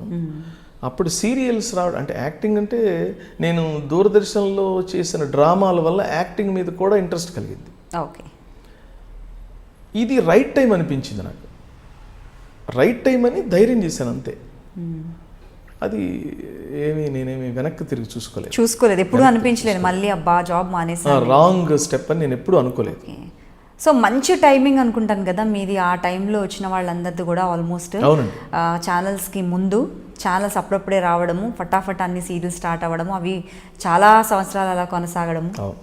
సో మరి ఫినాన్షియల్గా అయితే ఎప్పుడు కూడా ఏ ప్రాబ్లమ్స్ ఫేస్ చేయలేదు? ఏం చేయలేదండి, దేవుడి దయ వల్ల నేను ఈ రోజుకి హ్యాపీ అండి. అంటే ఒకటండి, నా సైకాలజీ ఎలా ఉంటుందంటే, నేను అది లేదు ఇది లేదని నేను ఆలోచించను, బాధపడను, దాని గురించి ఎక్సైట్ అవ్వటం అనేది ఉండదు. నా ఎక్సైట్మెంట్ అలా నా ప్రొఫెషన్ మీద ఉంటుంది. బాగా చేయాలి, బాగా మెప్పించాలి. ఎక్కడికి వెళ్ళినా కూడా మనల్ని ఇతను బాగా చేస్తాడు అని ఒక అడ్మైరింగ్గా చూడాలి అనే ఉద్దేశంతో నేను ఎక్కువగా వర్క్ చేస్తాను. అంతే తప్ప సరే డబ్బు అనేది మీరేం లేదండి. ఇప్పుడు ఇవాళ వస్తుంది, దేనికో దానికి ఖర్చు చేస్తాం, కానీ ఇవాళ వచ్చిన క్యారెక్టరు చాలా కాలంగా నిలబడిపోతుంది. నేను దాని మీద కాన్సన్ట్రేషన్ ఉంటుంది తప్ప డబ్బు అనేది ఎలాగో వస్తుంది, దానికి అంతే ఉందండి, అది పెద్ద ఇష్యూ కాదు. అంతే, వచ్చినంతకాలం వచ్చినంత వస్తుందండి. మళ్ళీ నేను స్పిరిచువల్గా, నాకు స్పిరిచువల్ థాట్స్ ఎక్కువ. Everything is pre determined. మనం ఎప్పుడన్నా పూర్వం దాచుకున్నదంటే ఇప్పుడు విత్డ్రా చేసుకుంటున్నాం అనే ఫార్ములాకి నేను బద్ధుడినై ఉంటాను. నేను ఇప్పుడు నాకు ఆల్రెడీ రిజర్వ్స్ ఏం లేకపోతే నేనేం విత్డ్రా చేసుకోగలను ఇప్పుడు.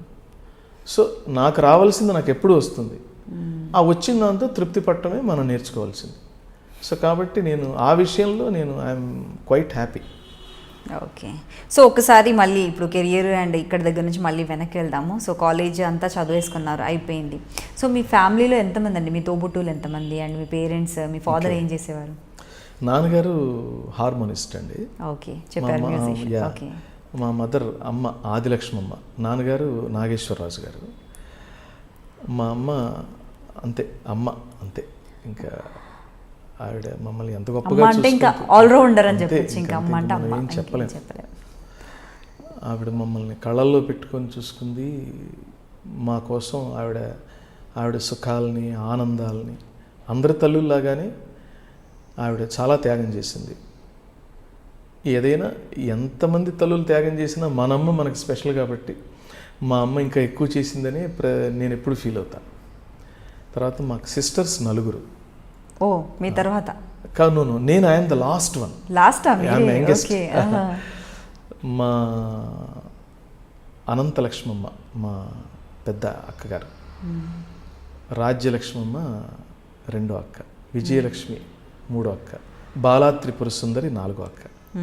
Powerful names. చాలా అలాగే ఉంటారా? చాలా ప్రేమగా చూసి అసలు గారాబం చేసి మిమ్మల్ని ముద్దుగా గారాబం చేసి చాలా చెడగొడతారు. ఇప్పటికీ కూడాను వాళ్ళు నేనంటే ఇష్టం. అయితే నేను మొదటి నుంచి కూడాను రిజర్వ్డ్గా క్యారెక్టర్ నాది.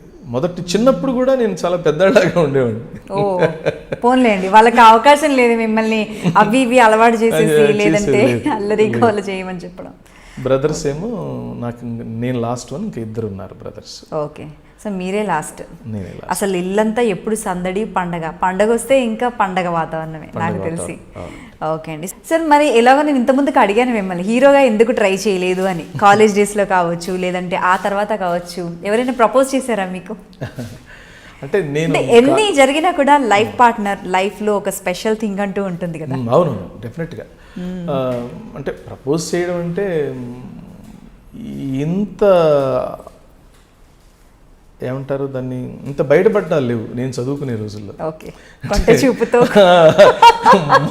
మోగగా ఆరాధించే వాళ్ళు ఎవరన్నా ఉన్నారేమో నాకు తెలియదు కానీ, బట్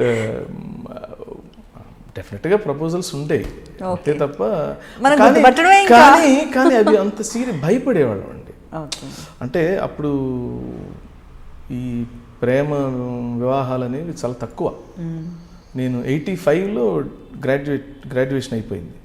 అంటే 82 నా గ్రాడ్యుయేషన్ స్టార్ట్ అయింది. అప్పుడు ఇంత లేదు. మామూలుగా నేను పాటలు పాడుతుండేవాడిని కాలేజీల్లో, క్లాస్ రూమ్స్లో ఎర్లీగా వెళితే పాటలు పాడుతుండేవాడిని. సరే పాటలు పాడితే ఎవరైనా అట్రాక్ట్ అవుతారు కదా, అంతే తప్ప గౌరవంగా ఉండేవాళ్ళండి అప్పుడు గర్ల్స్ కానీ బాయ్స్ కానీ. చాలా ఇప్పుడున్న విశృంఖలత లేదు. సరే ఇప్పుడు గౌరవంగా లేరంటారా? అలా అని నేను అన్ను, విశృంఖలత ఎక్కువైంది కొంచెం. అంటే నేను ఎప్పుడు సపోర్ట్ చేయను. విశృంఖలతకి రిజల్ట్స్ ఏంటో మీరు చూస్తున్నారుగా. 6 నెలలకే విడాకులు. మామూలుగా ఏదో బ్రేకప్. అదేంటి బ్రేక్, ఇదేమన్నా టీవీలో బ్రేకప్ అనుకుంటే సరిపోయిందా? అసలు ఎవడు రిలేషన్ పెట్టుకోమన్నాడు, ఎవడు బ్రేకప్ చెప్పుకోమన్నారు. అందుకని ఈ అటు 7 తరాలు ఆలోచించి ఒక బంధం కలుపుకునేవాళ్ళు వివాహంలో. అలాగే ఒకరిని స్టడీ చేయాలంటే చిన్నపిల్లలు ఎందుకు ప్రేమించకూడదు అని అంటే, ప్రేమ అనేది బాధ్యతతో కూడింది. రేపు బాధ్యత మొయ్యాల్సిన అంశం కూడా ఉంది ప్రేమలో. అందువల్ల అది పెద్దవాళ్ళకి సంబంధించింది. మన ఏజ్ సరిపోదు ఇది డిసైడ్ చేసుకోవటానికని పెద్దవాళ్ళకి అప్పచెప్పేవాళ్ళు. అంతే తప్ప చిన్నవాళ్ళు చూసుకోకూడదని కాదు. అంటే వాళ్ళ నాలెడ్జ్, వాళ్ళ ఎక్స్పీరియన్స్ ఆ రిలేషన్ని ఫిక్స్ చేసుకోవటానికి మీ క్వాలిఫికేషన్ సరిపోదు. పెద్దవాళ్ళని సరిపోతారని అలా వెనక్కి తిరిగి చూసేవాళ్ళు. అమ్మా నాన్న చూసేవాళ్ళు, అవి బాగుండేవి. ఒకవేళ బాగున్నా బాగాలేకపోయినా కూడా అమ్మా నాన్న చెప్పేవాళ్ళు. అమ్మా నాన్న వచ్చి సర్ది చెప్పడానికి అవకాశం ఉండేది. ఎందుకు? చూసింది వాళ్ళు కాబట్టి. అవును. ఇప్పుడు మీరు చూసుకున్నప్పుడు మేము వచ్చి దాన్ని సరిదిద్దడానికి చూస్తే నువ్వెవడో కొత్తగా వచ్చావని చూస్తారు మనం న్యూ ఎంట్రెంట్గా ఉంటాం. ఈవెన్ దో ఆ పెళ్ళికి తాలూకు పెళ్లి చేసేటప్పుడు రిసెప్షన్లో అమ్మా నాన్న క్యారెక్టర్లో కాస్ట్యూమ్ వేసుకొని నిలబడటమే తప్ప నాకైతే అదొక క్యారెక్టర్లో ఉంటుంది. ఎందుకంటే వీడు మొదటి నుంచి వాళ్ళ ఇంటికి వెళ్ళటం, పెళ్లి చూపులు చుట్టం, వాళ్ళ అటు ఇటు బంధువులు తెలుసుకోవటం, ఇంత హోంవర్క్ ఏం వీడికి తెలియదు, బ్యాక్గ్రౌండ్ తెలియదు. సడన్గా ఒక క్యారెక్టర్ వచ్చి వీడు మా మావయ్య అంటాడు. వీడెవడరా అంటే వాడు మావయ్య. ఓహో అవునా అనాల్సింది తప్ప మనకు తెలియదు. వాడెవడో వెధవై ఉంటాడు.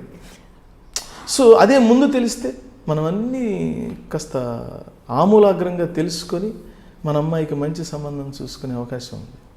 సో అప్పుడు అలా ఉండేది. ఇప్పుడే మీకు తెలిసిందే నేను చెప్పేదేమో. సో మీది అరేంజ్డ్ మ్యారేజ్. సో కాబట్టి మేము అలాంటి ఉన్నాయేమో కానీ అలా అంతదాకా సాహసాలు చేయలేదు. సో మాది arranged marriage. We are very happy. నా మిస్సెస్ పేరు రూపవాణి. తను మంచి క్లాసికల్ డాన్సర్. ఓ సో మీకు నచ్చిన స్పెషల్ క్వాలిఫికేషన్ అదే అని నేను అనుకుంటాను. ఎందుకంటే మీరు ఫస్ట్ నుంచి కూడా మ్యూజిక్ గురించి, క్లాసికల్ డాన్స్ గురించి మాట్లాడుతున్నారు కదా. ఓకే అండి. సో అప్పుడైనా అట్లీస్ట్ చూసుకున్న తర్వాత, పెళ్లి చూపుల తర్వాత అయినా మీరు మాట్లాడారా? మాట్లాడుకున్నాం అంటే తను డాన్సర్ కాబట్టి నేను సింగర్ని కాబట్టి డాన్స్ గురించి, పాట గురించి ఆ డిస్కషన్. ఓకే.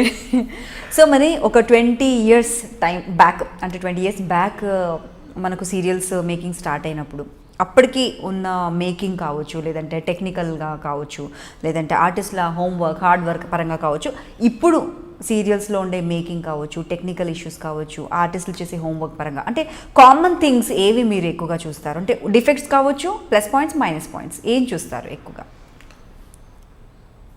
ఆర్టిస్టులు అందరూ కూడాను అప్పుడు ఇప్పుడు హోంవర్క్ చేసేవాళ్ళు ఉన్నారండి. ఇప్పుడు కొత్త జనరేషన్ వచ్చారు, వాళ్ళు కూడాను చాలా గొప్పగా చేస్తున్నారు, అసలు అందులో డౌట్ లేదు. కానీ కొంతమంది సీరియల్స్ ఎక్కువ అవడం వల్ల, రిక్వైర్మెంట్ ఎక్కువగా ఉండడం వల్ల ఎలా ఉన్నా కూడా కొన్ని క్యారెక్టర్స్కి ఇన్కార్పొరేట్ చేసుకోవాల్సిన అవసరం ఏర్పడుతుంది ఇండస్ట్రీకి. ప్రజెంట్ నంబర్ ఆఫ్ సీరియల్స్ వచ్చాయి. కాబట్టి కొంతమంది అంత బాగా మెచ్యూర్డ్ కాని వాళ్ళని కూడా ఇన్కార్పొరేట్ చేసుకోవాల్సిన అవసరం వస్తుంది. తర్వాత ఎందుకంటే డైలీ సీరియల్లో ఎవ్రీడే షూట్ కెమెరా ముందుకు వెళ్ళిపోతే నేర్చేసుకుంటారు ఆటోమేటిక్గా.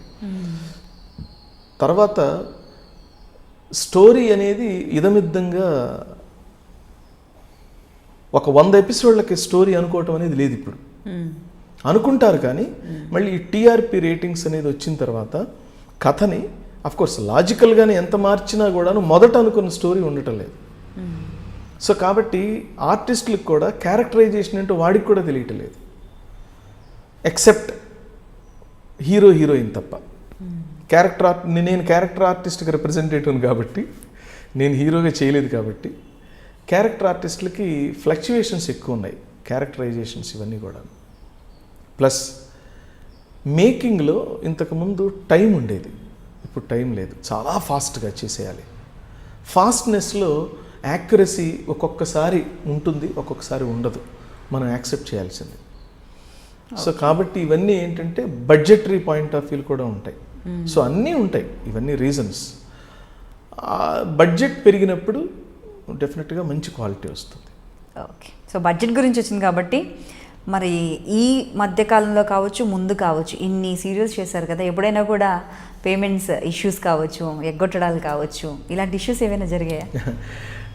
దేవుడి దేవుడు నాకేం జరగలేదండి, కానీ నేను వింటుండేవాడిని పూర్వం. ఇప్పుడైతే లేవండి, ఇష్యూస్ చాలా తక్కువ ఉన్నాయి. అంటే 1-2 ఉంటాయి, అది ఎప్పుడూ ఉంటాయి. ఒక 5%, 10% ఇష్యూస్ ఎప్పుడూ ఉంటాయి, అది జీవితాంతం ఉంటాయి, అందులో డౌట్ లేదు. కానీ గతం కంటే ఇప్పుడు ఫైనాన్షియల్ పేమెంట్స్ ఇష్యూస్ అయితే లేవండి. మామూలుగా అడిగింది యాజ్ యూజువల్గా వాళ్ళు మనీ ట్రాన్స్ఫర్ చేసేస్తారు, యాక్యురేట్గా ఉంటుంది. ఐ డోంట్ థింక్ పెద్ద ప్రాబ్లమ్స్ ఏం లేవు. ఓకే. ఫ్రీ టైంలో ఏం చేస్తుంటారు సార్ మీరు? నేను ఫ్రీ టైంలో బుక్స్ చదువుతుంటాను. బుక్స్ బాగా చదువుతుంటారు. ఓకే. ఎక్కువ ఎలాంటి బుక్స్ చదువుతుంటారు? నేను ఎక్కువగా స్పిరిచువల్. అంటే ఈ థాట్, ఈ టైప్ ఆఫ్ మైండ్ సెట్ అంటే మీకు ఫస్ట్ నుంచి ఉందా, లేకపోతే రీసెంట్గా ఏదైనా స్టార్ట్ అయిందా? అంటే ఎక్కువ స్పిరిచువల్ వైపు మీరు ఉంటారు కదా, మీరు ఎంతమంది మనం మాట్లాడుకున్నప్పుడు కూడా అదే చెప్పారు. అంటే మా నాన్నగారు స్పిరిచువల్ మ్యాన్. ఓకే. అది మొదటి నుంచి చూస్తూ వచ్చాను. ఆ వయసులో వస్తూ వస్తూ మళ్ళీ మనం ఎలాగో ఫ్రెండ్స్ అవన్నీ వేరే వేరే మారినా కూడా తర్వాత గంగాధర్ అనే ఫ్రెండ్ కలవడం, తనతో కలిసిన తర్వాత ఈవెన్ మన థాట్స్, మన ట్రావెల్, మనం మాట్లాడే మాటల దగ్గర నుంచి మన ప్రవర్తన దగ్గర నుంచి అన్నీ ఒక మంచి ఫ్రెండ్షిప్ ఏర్పడితే వాళ్ళ ఆరా మన మీద అనుకోకుండా కూడా పనిచేస్తుంటుంది. ఓకే. సో తన ఇన్ఫ్లుయెన్స్ నా మీద ఎక్కువగా ఉంది. తను స్పిరిచువల్ మ్యాన్. భగవద్గీత ఫౌండేషన్ అనే సంస్థ తను ప్రారంభించి ఘంటసాల గారు పాడిన భగవద్గీతలోని 108 శ్లోకాలు యథాతథంగా పాడుతూ సంపూర్ణ భగవద్గీత అంటే 700 శ్లోకాలు ఉన్నాయి భగవద్గీతలో. యథాతథంగా 700 శ్లోకాలు తను కంపోజ్ చేసి పాడి భగవద్గీత ఫౌండేషన్ అనే సంస్థ ద్వారా సంపూర్ణ భగవద్గీత అని ఒక ఆడియో ప్రాజెక్ట్ని రిలీజ్ చేయడం జరిగింది. పెద్ద ప్రాజెక్ట్ అది. నేను అనుకోకుండా నా అదృష్టం కొద్దీ ఆ ప్రాజెక్ట్లో నేను కూడాను ఒక 7 సంవత్సరాలు పనిచేయటం జరిగింది. తను శ్లోకాలు పాడాడు, గంగాధర్ గారు శ్లోకాలు పాడారు. నేను ఆ తాత్పర్యం చెప్పించటంలో నేను కూడాను తనతో పాటు వర్క్ చేశాను. ఆ కామెంటరీ ఎలా చెప్పించాలి, ఈ డిస్కషన్స్, నేను కన్సోల్ రూమ్లో ఉండి మనంతా చెప్పించడం, ఇవన్నీ చేయటం వల్ల ఆ సబ్జెక్టును అనుకోకుండా చదువుతూ తెలుసుకుంటూ ఇన్ఫ్లుయెన్స్ అయ్యి అది డైజెస్ట్ అయింది. ఓకే. సో ఇంత ఉందన్నమాట ఇక్కడ. సో అప్పుడు ఆర్టిస్టులకు ఇప్పుడు ఆర్టిస్టులకు మనకు డిఫరెన్స్ మేజర్గా ఏంటంటే కొంచెం హోంవర్క్లో తేడా వచ్చింది అనేసి అన్నారు మీరు. ఇది మాత్రమే కాకుండా ఇంపోర్టెడ్ ఆర్టిస్ట్, అంటే ఇంపోర్టెడ్ ఇన్ ద సెన్స్ బయట రాష్ట్రాల నుంచి బాగా వస్తున్నారు. సో పోనీ హీరో హీరోయిన్ల వరకు అంటే అనుకోవచ్చు, ఇప్పుడు మరి మదర్ ఫాదర్ క్యారెక్టర్స్ కూడా వచ్చేసారు. సో మరి దీని గురించి మీరేమంటారు? నేనేమంటానంటేనండి, అది అది అది కంప్లైంట్ ఉంది, నేను కాదన్ను. నేను ఇలాగే ఆఫ్ ద రికార్డ్ నా ఫ్రెండ్స్తో, అంటే డైరెక్టర్స్ ప్రొడ్యూసర్స్తో అంటే వాళ్ళు ఏమన్నారు తెలుసా అండి, ఓకే రాజు గారు మీరు అన్నారు బాగుంది, సంతోషం, నాకు మంచి మదర్ క్యారెక్టర్ కావాలి, ఒక మంచి 4 ఫోటోలు చూపించండి నేను పెట్టేసుకుంటాను అని వాళ్ళు నన్ను అడిగితే నా దగ్గర ఆన్సర్ లేదు. అంటే ఎక్కువ మంది ఇప్పుడు ఈ ప్రజెంట్ మన తెలుగు వాళ్ళు పెద్దగా ఇంట్రెస్ట్ చూపించటం లేదేమో అనిపిస్తుంది నాకు. ఉన్నారు వెతికితే, అయితే వాళ్ళందరూ ఏంటంటే వెబ్ సిరీస్ వైపు, ఫిలిమ్స్ వైపు వెళ్ళిపోయారు. సీరియల్స్ వైపు తక్కువగా వస్తున్నారేమో అనిపించింది నాకు. అంటే నేను కూడా అంత కాన్ఫిడెంట్గా లేను. నేను ఏమున్నా కూడా మన ఇంటి వాళ్ళని, మన స్వరాష్ట్రం వాళ్ళని వాడుకుంటే మనకు ఒక ఆనందం ఉంటుంది డెఫినెట్గా కదా, అందులో డౌట్ లేదు, అందులో స్వార్థం లేదు, అందులో వేరే ఆలోచన కూడా లేదు, మంచి ఆలోచనే. కానీ వాళ్ళ కంప్లైంట్ ఏమిటంటే అలాంటి ఆర్టిస్టులు, మంచి ఆర్టిస్టులు నంబర్ ఆఫ్ ఆప్షన్స్ మాకు లేవు అంటున్నారు వాళ్ళు. మరి దీనికి నాకేమనిపిస్తుందంటే టీవీ ఆర్టిస్ట్ అసోసియేషన్ కానీ, లేకపోతే కొన్ని ఈ ఏమంటారు ఈ ఆర్టిస్టులని సెలెక్ట్ చేసి ఏమంటారు వీళ్ళని ఏమనాలి, క్యాస్టింగ్ ఆ క్యాస్టింగ్ సంస్థలు అలాంటి ఏమన్నా ఉండి ఆడిషన్స్ కండక్ట్ చేసి ఎక్కువ ఆర్టిస్టులను మనం గ్యాదర్ చేసి ఒక ప్రొఫైల్ లాగా చేసి ఇండస్ట్రీకి ఇస్తే అప్పుడు వాళ్ళు నో అంటే అప్పుడు మనం అనాలి. కానీ ఇదేం జరగడం లేదని నా ఫీలింగ్. సో ఇండస్ట్రీలో పాలిటిక్స్ కూడా జనరలీ చాలా ఉంటాయని ఒక టాక్. లేడీస్కి సంబంధించి ఒక పాలిటిక్స్, జెంట్స్లో కూడా కొన్ని రకాల పాలిటిక్స్ ఉంటాయి. మీరు ఎప్పుడైనా ఫేస్ చేశారా? అంటే నేను ఎప్పుడు ఫేస్ చేయలేదు. కారణం ఏంటంటే ఎవరన్నా గొడవ పడుతుంటే నేను వెళ్ళి సర్ది చెప్తుంటాను కాబట్టి నాకు అలా అవకాశం వచ్చే లేదు. ఒకవేళ మరి మనం చెప్పినా వినే అవకాశంలో లేదు, అక్కడ పరిస్థితి లేదు అంటే ఆ సిచ్యువేషన్ నుంచి కాసేపు నేను బయటకు వస్తాను. ఎందుకంటేనండి ఇవన్నీ సిచ్యువేషనల్ ఎమోషన్స్ అండి. ఇప్పుడు మీరు నా మీద కోప్పడ్డా, నేను మీ మీద కోప్పడ్డా అది శాశ్వతం కాదు, స్థిరం కాదు. ఆ టైంలో ఎమోషన్ అంతే. అది ఎవరో ఒకళ్ళు అర్థం చేసుకుంటే బాగుంటుంది. ఇద్దరూ అర్థం చేసుకున్నంతకాలం గొడవ కొనసాగుతుంది. అందుకని మామూలుగా సాంస్క్రిట్లో ఒక శ్లోకం ఉంది, ఉత్తమస్య క్షణికం, మధ్యమస్య దివారాత్రం, అధమస్య మరణ పర్యంతం అని. ఉత్తముడికి కోపం క్షణమే ఉంటుంది, మధ్యముడికి ఒక దివారాత్రం అంటే ఒక పగలు ఒక రాత్రి ఉంటుంది, అధమస్య మరణ పర్యంతం అన్నాడు, చచ్చేంత వరకు ఉంటుంది అధముడికి అదే కోపం. వాడు ఇట్లా చూస్తుంటాడు విలన్ లాగా. అదే షార్ట్ అయిపోయిన తర్వాత కూడా వాడు ఇలాగే పెడుతుంటాడు. సో వాడి క్యారెక్టర్ అది. ఆ క్యారెక్టర్ ఉన్నవాడి చుట్టూ ఉన్నవాళ్ళు నాశనం, వాడు నాశనం, ఆ ఉన్న లొకేషన్ కూడా నాశనం. కాబట్టి అందుకని అలాంటి వాళ్ళకి దూరంగా మనమన్నా ఉండాలి, లేకపోతే వాళ్ళని దూరంగా పెట్టడానికి ప్రయత్నం చేయాలి. అంతేగాని అసలు ప్రధాన్ని ఒక ఇష్యూలాగా ఫీల్ అవ్వకూడదండి ఏది కూడా. నాకు తెలిసి ప్రతిదానికి మంచికి కానీ చెడుకు కానీ కారణం మన మనస్సే. నేను మిమ్మల్ని ఆలోచన విధానం అంతే, నేను మిమ్మల్ని హాయిగా ఆనందంగా చూశాను అనుకోండి, ఆనందంగా ఉంటుంది. ఏంటి ఈవిడేంటి ఇందాక నుంచి ఈవిడ పెద్ద ఏదో పెద్ద ఇదిగా పెద్ద గ్రేట్ యాంకర్లా ఫీల్ అవుతుంది అని నేను ఇలా ఇలా ఇలా అనుకున్నాను అనుకోండి. మీరు ఏ క్వశ్చన్ ఇచ్చినా అదేంటండి మీరు ఆ క్వశ్చన్ కరెక్ట్ కాదు, అది మీరు సరిగా అడగండి, అది స్ట్రైట్గా లేదు మీ క్వశ్చన్, ఇలా మాట్లాడచ్చు. ఇప్పుడు నేను అర్థం చేసుకుంటే గొడవ లేదుగా. ఇప్పుడు ఫైనల్గా మీరు అనుకున్నట్టు నేను అనుకున్నట్టుగా మీరు అడగకపోవచ్చు, కానీ మీరు అడిగే అంతరార్థం నాకు తెలిసినప్పుడు విధానం ఏదైతే ఎందుకు ఆ విధానాన్ని నేను ఎందుకు ఏలెత్తి చూపాలి, అక్కర్లేదు, టైం వేస్ట్. ఈ అండర్స్టాండింగ్, ఈ మీనింగ్ఫుల్గా మనం ప్రతి లైఫ్లో మన బంధువులను కానీ మన చుట్టూ ఉన్న స్నేహితులను కానీ మన కొలీగ్స్ని కానీ అర్థం చేసుకోగలిగితే అసలు గొడవలు ఉండవు. గొడవల వల్ల ప్రయోజనం లేదండి, బీపీ షుగర్ పెరగటం తప్ప నాకు తెలిసి. అర్థం చేసుకుంటే అంతే కదండి, అర్థం చేసుకుంటే ఆనందం ఉంది. అందుకని ఏమంటాడంటే మాటలు వాటర్ని ఫిల్టర్ చేస్తే ప్యూరిటీ వస్తుంది. ఎలా? ఒక ఫిల్టర్, రెండో ఫిల్టర్, మూడో ఫిల్టర్. వర్డ్స్ని వాటర్ని ఫిల్టర్ చేస్తే ప్యూరిటీ వస్తుంది, వర్డ్స్ని ఫిల్టర్ చేస్తే పొల్యూషన్ వస్తుంది. నేను చెప్పేది మీరు విన్నారు, మీరు విన్న ఆయన విన్నారు, ఆయన వెళ్తే నేను చెప్పిన మీనింగ్ ఎవరికి communicate as it is communicate అవ్వదు, అప్పుడు పొల్యూషనేగా. చలపతి రాజులా మాట్లాడతాడా, వాడికి ఎంత పొగరయ్యా అంటాడు వాడు నిజంగా వీడు మాట్లాడి ఉండడు. సో మీనింగ్ఫుల్గా, అందుకనే ఎప్పుడు కూడాను అసలు ఎందుకు ఎవరు చెప్పారు ఇది, అతను నా గురించి మంచిగా మాట్లాడతాడే, ఇలా అనే అవకాశం లేదే, అయినా సరే ఒక్కసారి అడుగుదాం, కాల్ చేసి తెలుసుకుందాం. కానీ ఇప్పుడు కాల్ చేసి తెలుసుకోవాల్సిన అవసరం ఉందా? ఎప్పుడన్నా కలిసినప్పుడు అడగచ్చు కదా, వదిలేద్దాం ఇలా 4 సార్లు మనం 4 స్టెప్పులు వేసుకుంటే అసలు మనకే కోపం పోతుంది. వెంటనే అడిగేస్తే ఉపద్రవం వస్తుంది. కాబట్టి అన్నాడు వాడే మూడ్లో ఉండన్నాడు, అది కూడా అర్థం చేసుకోవాలి కదా నువ్వు కూడా. మన వైపు నుంచే కాకుండా అపార్థం చేసుకోవడానికి ఎప్పుడు రెడీగా కాలు దూవుతుంటే నేనేం చేయగలను? అర్థం చేసుకోవడానికి ట్రై చేస్తే ఈ ప్రపంచంలో మనకి ఎవ్వడూ చెడ్డవాడు కనపడ్డండి. అందుకని భారతంలో చెప్తాడు, ధర్మరాజుకి చెడ్డవాడు కనపడలేదు, దుర్యోధనుడికి మంచివాడు కనపడలేదు.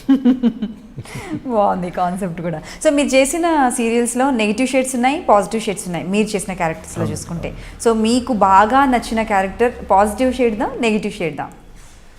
అంటే నెగిటివ్ షేడ్స్ తొందరగా ప్రజల్లోకి వెళ్తాం, తొందరగా వెళ్తాం. పాజిటివ్ ఏంటంటే నిజం నిలకడ మీద తెలుస్తుంది, ఇవన్నీ డైలాగులు ఉంటాయి కదా, పడుతుంది వాళ్ళకి నచ్చడానికి చాలా వెయిట్ చేయాలి మీరు. వెయిట్ చేస్తే డెఫినెట్గా ఉంటుంది. రెండు కష్టమేనండి చాలా. అయితే పాజిటివ్ క్యారెక్టర్ని మెప్పించడం చాలా కష్టం. నెగిటివ్ అన్నది ఒక 4 షార్ట్స్ ఒక సీన్లో మీరు ఎస్టాబ్లిష్ అయిపోతారు. పాజిటివ్ క్యారెక్టర్ ఏంటంటే కొంచెం టైం పడుతుంది. అఫ్ కోర్స్ అది క్యారెక్టర్ పరంగానే కాదు, మన లోకంలో కూడా అదే నిజం. సో మరి ఆ 2 షేడ్స్లో ఉన్న డైలాగ్స్ నాకు కావాలి, ఒకటి నెగిటివ్ ఒకటి పాజిటివ్. యాక్చువల్లీ ఫస్ట్ సాంగ్తోనే స్టార్ట్ చేద్దాం అనుకున్నాను నేను, కాకపోతే బాగా ఇన్వాల్వ్ అయిపోయాను అడిగిన క్వశ్చన్కి వచ్చిన ఆన్సర్తో, అందుకే సాంగ్ పక్కన పెట్టాను. So first positive was negative? Positive బాగుంటుంది.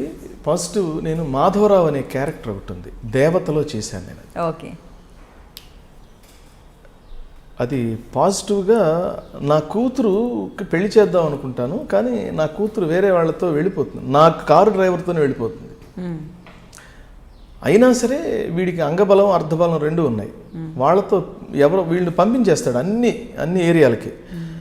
లాస్ట్ సెకండ్ వరకు ఆ అమ్మాయిని వీడి మనుషులు తీసుకొస్తారని వీడికి నమ్మకం లేదు, అమ్మాయి వస్తుంది అంటాడు. ఈ నేపథ్యంలో అమ్మాయి వేరే వాడితో వెళ్ళిపోయింది అని ముహూర్తం టైం అవుతుంది, లాస్ట్ సెకండ్ వరకు ట్రై చేసినా వీడు ఫెయిల్ అయిపోతాడు. అమ్మాయి రాదు, అందరూ వెళ్ళిపోతారు. వెళ్ళిపోయిన తర్వాత వీడు ఏడవడు, వచ్చి అలా శూన్యంలో చూస్తూ కూర్చుంటాడు. ఇంటికి వస్తాడు, లైట్లన్నీ తీసేస్తాడు. లైట్లన్నీ తీసేసి ఇలా సోఫాలో కరెక్ట్గా ఇలాగే కూర్చుంటాడు. ఇతనికి ఒక పెద్దవాడైన ఒక బంధువు వచ్చి లైట్ వేస్తాడు. లైట్ వేసి, నా పేరు మాధవరావు క్యారెక్టర్. ఆ సిచ్యువేషన్లో నేను అందుకనే ఒరే మాధవ అనిపిస్తుంది. మాధవ అనగానే టక్కుమని ఇంత ఆప్యాయంగా నన్ను పిలిచేది ఆయనే తప్ప ఎవరు లేరని వెనక్కి తిరుగుతాడు. రండి బాబాయ్ రండి. ఒరే ఇంత జరిగినా కూడా నీకేం అనిపించట్లేదురా? అనిపించి చేయగలిగింది చేశాను బాబాయ్. ఇప్పుడు నేను అనుకున్నా కూడా ఏం చేయలేదు. ఏం చెయ్యాలా అని ఆలోచిస్తున్నాను, ఆలోచన కూడా రావట్లేదు. అందుకే ఇలా కూర్చున్నాను. పర్వాలేదు బాబాయ్, ఒకసారి మనం అనుకున్నట్టుగానే జరగాలని లేదు, మనం అనుకోనిది కూడా జరుగుతుంది. కానీ నేను అనుకున్నదే జరుగుతుంది, నేను అనుకోనిది ఎప్పుడూ జరగదు అని గర్వంగా ఉండేవాడిని. ఫస్ట్ టైం కదా బాబాయ్, కొంచెం ఇబ్బందిగా ఉంది అంతే, పర్వాలేదు. నీకు 4 గంటలకు ట్రైన్ అనుకుంటాను. లేదురా, వాళ్ళు నీతో ఉందాం అనిపిస్తుంది. థ్యాంక్స్ బాబాయ్, దా దా. రే ఎందుకురా ఉద్వేగం అంటాడు. ఉద్వేగం కాదు బాబాయ్, అనుకోనిది జరిగితే భరించడం ఎంత కష్టమో నాకు ఇప్పుడు తెలుస్తుంది. ఆ తెలుసుకునే దాంట్లో కొంచెం కష్టం ఉంది. అది ఫీల్ అవుతుంటే కన్నీళ్ళు వస్తున్నాయి తప్ప అదేం పెద్ద ఇష్యూ కాదు బాబాయ్. దా, మన ఇద్దరం ప్యాకాడి చాలా కాలం అయింది బాబాయ్, ప్యాక్ పట్టా. ఒరే ఇంత ధైర్యం ఏంట్రా నీకు అని అంటాడు. ధైర్యం ఉన్నవాడి కళ్ళంటే నీళ్ళు ఎందుకు వస్తాయి బాబాయ్? ధైర్యం కాదు, మనం కాలానికి కానీ పరిస్థితులకు కానీ దేనికైనా సరే మనం సర్లే వెళ్ళి ప్యాక్ పట్టరా అని ఇద్దరు కూర్చొని కార్డ్స్ ఆడతారు. అసలు మీకు గ్లిజరిన్ కూడా అవసరం లేదు. మీరు మీ కళ్ళ నుంచి నీళ్ళు వచ్చడానికి చాలా ఇబ్బందిగా ఉంది. ఇంతసేపు మాట్లాడడం మిమ్మల్ని ఏడిపించలేమో అనిపిస్తుంది నాకు. బట్ అది మనం క్యారెక్టర్లో పరకాయ ప్రవేశం చేసి అలాంటి సిచ్యువేషనే నాకు వస్తే ఎలా ఉంటుంది అని మనం ఫీల్ అయినప్పుడు అది పెద్ద యాక్టింగ్ ఏం కాదండి, బిహేవింగ్ అంతే, బిహేవియర్. మనం ఆ టైంలో మనం ఏం ఫీల్ అవుతామో అది మాటల్లో చక్కగా చెప్పగలిగితే అప్పీలింగ్గా ఉంటుంది, కనెక్ట్ అవుతాం. నాకు తెలిసి లైఫ్ అయినా అంతే, యాక్టింగ్ అయినా అంతే. యాక్టింగ్ బాగా చేస్తే ఆడియన్స్ కనెక్ట్ అవుతాం. లైఫ్లో పర్ఫెక్ట్గా మనం బిహేవ్ చేస్తే రిలేషన్ కనెక్ట్ అవుతాం, ఆ రిలేషన్ స్ట్రాంగ్ అవుతుంది, అది స్ట్రాంగ్గా ఫీల్ అవుతుంది. ఓకే, సో ఇప్పుడు అడగాలనిపిస్తుంది అసలు క్వశ్చన్, లైఫ్లో ఎప్పుడైనా క్రిటికల్ కండిషన్ని ఫేస్ చేశారా?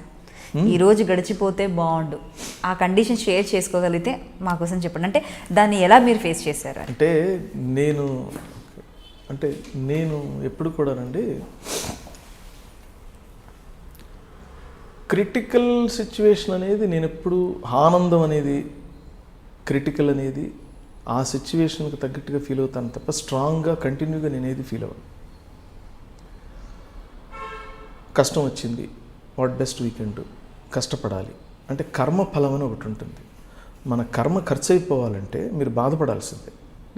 బాధ పెట్టడానికే ఆ సిచ్యువేషన్ పరమాత్మ మీకు అరేంజ్ చేస్తాడు. అరేంజ్ చేసినప్పుడు ఏడుపు వచ్చింది, ఏడ్చేయండి, ఏం ప్రాబ్లం ఏమి ఉండదు, కంప్లైంట్ మనకు రిలీఫ్గా ఉంటుంది. టెన్షన్ పడతారు, టెన్షన్ పడితే ఏమవుతుంది, అనారోగ్యం. ఆ ఆరోగ్యాన్ని ఖర్చు చేయాలనుకుంటున్నాడు వాడు, కాబట్టి ఆ ఆరోగ్యం ఖర్చు అయిపోతే అనారోగ్యం ఉంటుంది. ఆ అనారోగ్యం ఫేస్ చేయడం వల్ల మీకు కొంత ఆయుక్షేణం జరుగుతుంది. అంటే వాడు ఒక 70 years మనకు ఒక లైఫ్ టైంని బాండ్ని క్రియేట్ చేశాడు అనుకోండి. మీరు ఇప్పుడు హెల్తీగా ఉన్నారు, చూస్తే మీరు 100 సంవత్సరాలు బతికేస్తారేమో అని డౌట్గా ఉన్నప్పుడు ఏం చేస్తాడంటే వాడు సిచ్యువేషన్ క్రియేట్ చేస్తాడు. అందులో నుంచి మీ దగ్గర 30 రూపాయలను తీసేసుకోవాలి వాడు, ఒక 30 yearsని పరమాత్మ తీసేసుకోవాలి. అందుకని ఇలాంటి సిచ్యువేషన్స్ క్రియేట్ చేసి అందులో నుంచి ఒక 6 months 1 month 1 year అది కూడా ఇచ్చేసేయాలి మీరు వెంటనే, ఆనందంగా ఇచ్చేయాలి. నేను ఎలా ఫీల్ అవుతానంటే, మీరు అప్పు తీరిస్తే ఎంత ఆనందపడతారు కదా. పరమాత్మ దేవుడు జన్మని మనకు అప్పుగా ఇచ్చాడు, ప్రాణాన్ని. మళ్ళీ తిరిగి ఆయనకి ప్రాణం ఇచ్చేయటం అంటే అప్పు తీర్చుకోవడమే. ఎంత హ్యాపీగా ఉండాలి మీరు.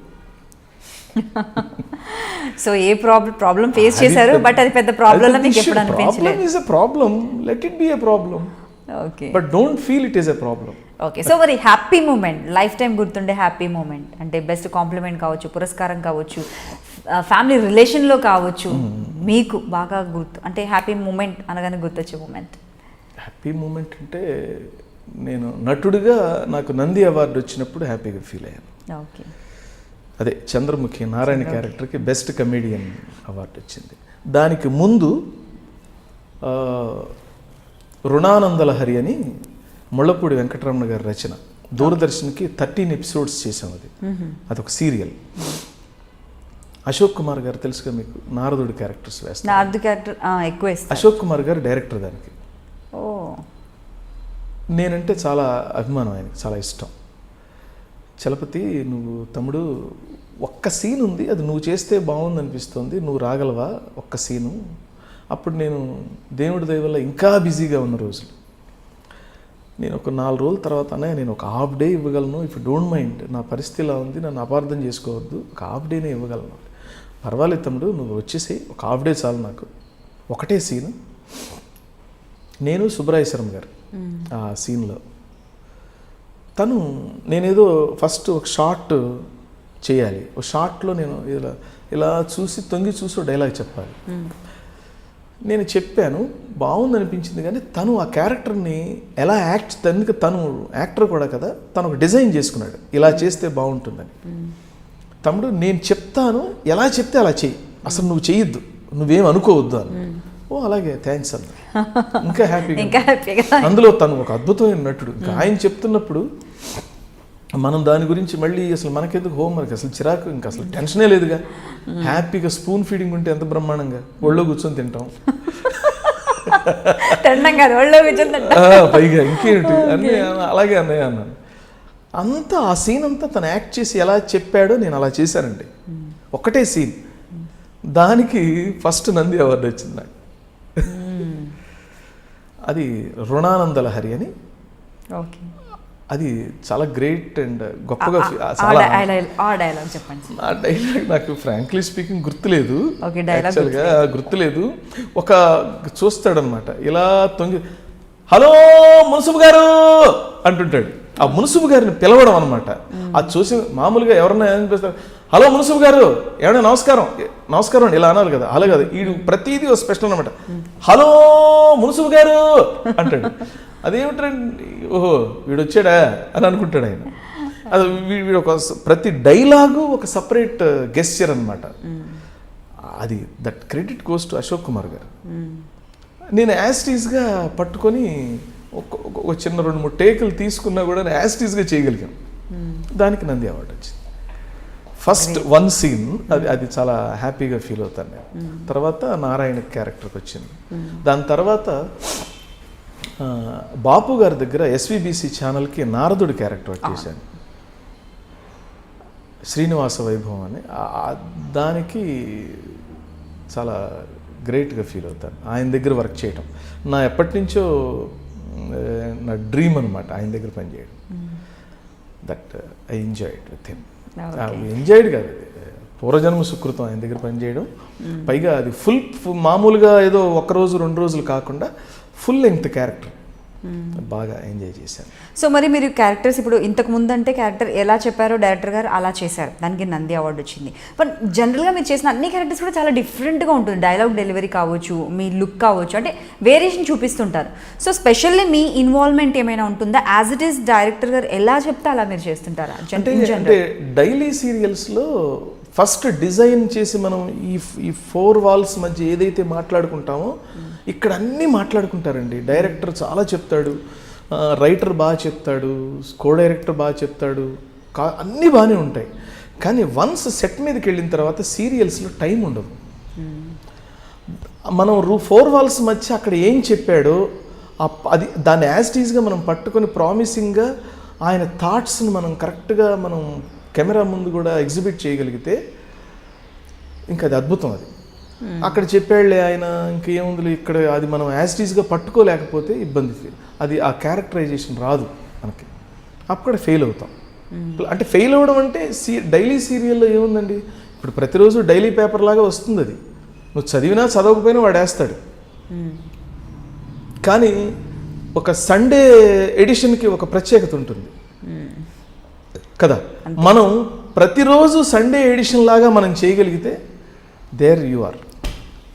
ఓకే, సో ఖచ్చితంగా మన హార్డ్ వర్క్ అయితే ఉండాలి. ఎవ్రీడే హార్డ్ వర్క్, ఇన్వాల్వ్మెంట్, పట్టుకోవటం, దాన్ని డైరెక్టర్ ఏం చెప్పాడో అతని ఆత్మ ఒకటి ఉంటుంది. డైరెక్టర్ ఒక సోల్తో దాన్ని క్యారెక్టర్ని అనుకుంటాడు. ఆ అనుకున్నది ఆయనతో మనం కాసేపు మనం టైం లేదనో కాదు, ఆ డైరెక్టర్ కూడా బిజీగా ఉంటాడు. సీరియల్ ముందు చాలా బిజీగా ఉంటాడు డైరెక్టర్. అయినా సరే డైరెక్టర్ దగ్గర టైం తీసుకొని ఆయనతో కాసేపు మనం స్పెండ్ చేస్తే ఆయన అనుకున్నది మనకి యాజ్ ఇట్ ఈస్గా చెప్తాడు. దాన్ని పట్టుకోగలగాలి, పని అయిపోతుంది.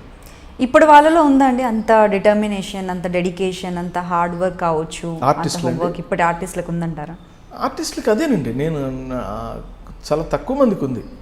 తక్కువ మందికి అంటే ఇది వాళ్ళు చెప్పలేదు బాస్, వాళ్ళు కదా చెప్పాలి, వాళ్ళు అంటుంటారు. నేను ఒప్పుకోనది. ఒక్కసారి వాళ్ళు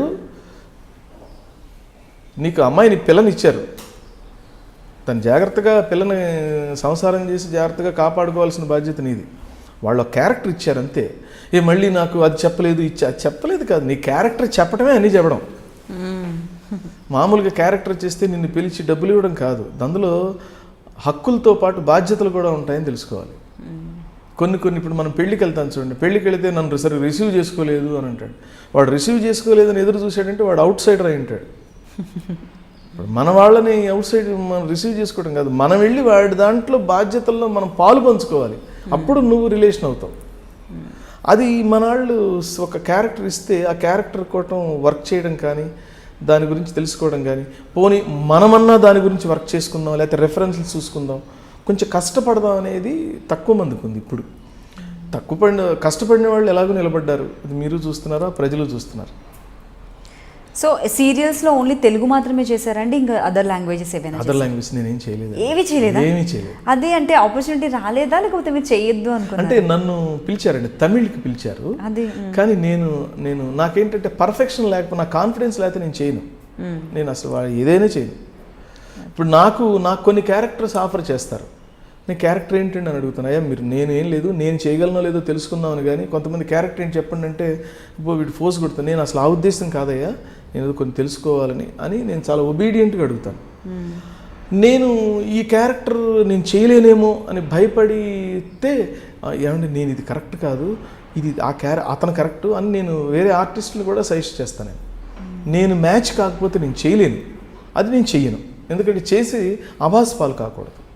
అదొక పెద్ద ఒక డ్రీమ్, ఒక క్రియేషన్ కదా. ఆ క్రియేషన్ మనం నిలబెట్టకపోతే చాలా తప్పు చేసిన వాళ్ళం. అది నష్టం లేదు, ఇంకో ఆపర్చునిటీ వస్తుంది. వచ్చింది కదా అని ఆబగా చేసేయకూడదు.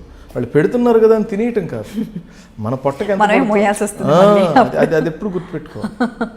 ఓకే, సో మరి యాక్టింగ్ స్కిల్స్ అనేవి ఎంతవరకు యూస్ఫుల్గా ఉంటాయి? అంటే ఎవరైతే బాగా సక్సెస్గా ఉన్నారో, లేదంటే మంచి క్యారెక్టర్స్ని పండించి పేర్లు తెచ్చుకున్నారో, అందరూ కూడా యాక్టింగ్ నేర్చుకున్న వాళ్ళు కాదు. బట్ స్టిల్ యాక్టింగ్ స్కిల్స్ అనేవి ఎంతవరకు ఉపయోగపడతాయి? ఒకరు ఆర్టిస్ట్గా రావాలి అంటే బేసిక్గా ఉండాల్సిన స్కిల్స్ ఏంటి? బేసిక్గా నుండి అబ్జర్వేషన్ కావాలి, నెంబర్ 1. రెండవది స్పాంటినిటీ ఉండాలి, ప్లస్ గ్రాస్పింగ్ విపరీతంగా ఉండాలి. ఏకసంధాగ్రహత అంటే ఏకసంధాగ్రహి ఉండాలి మస్ట్గా.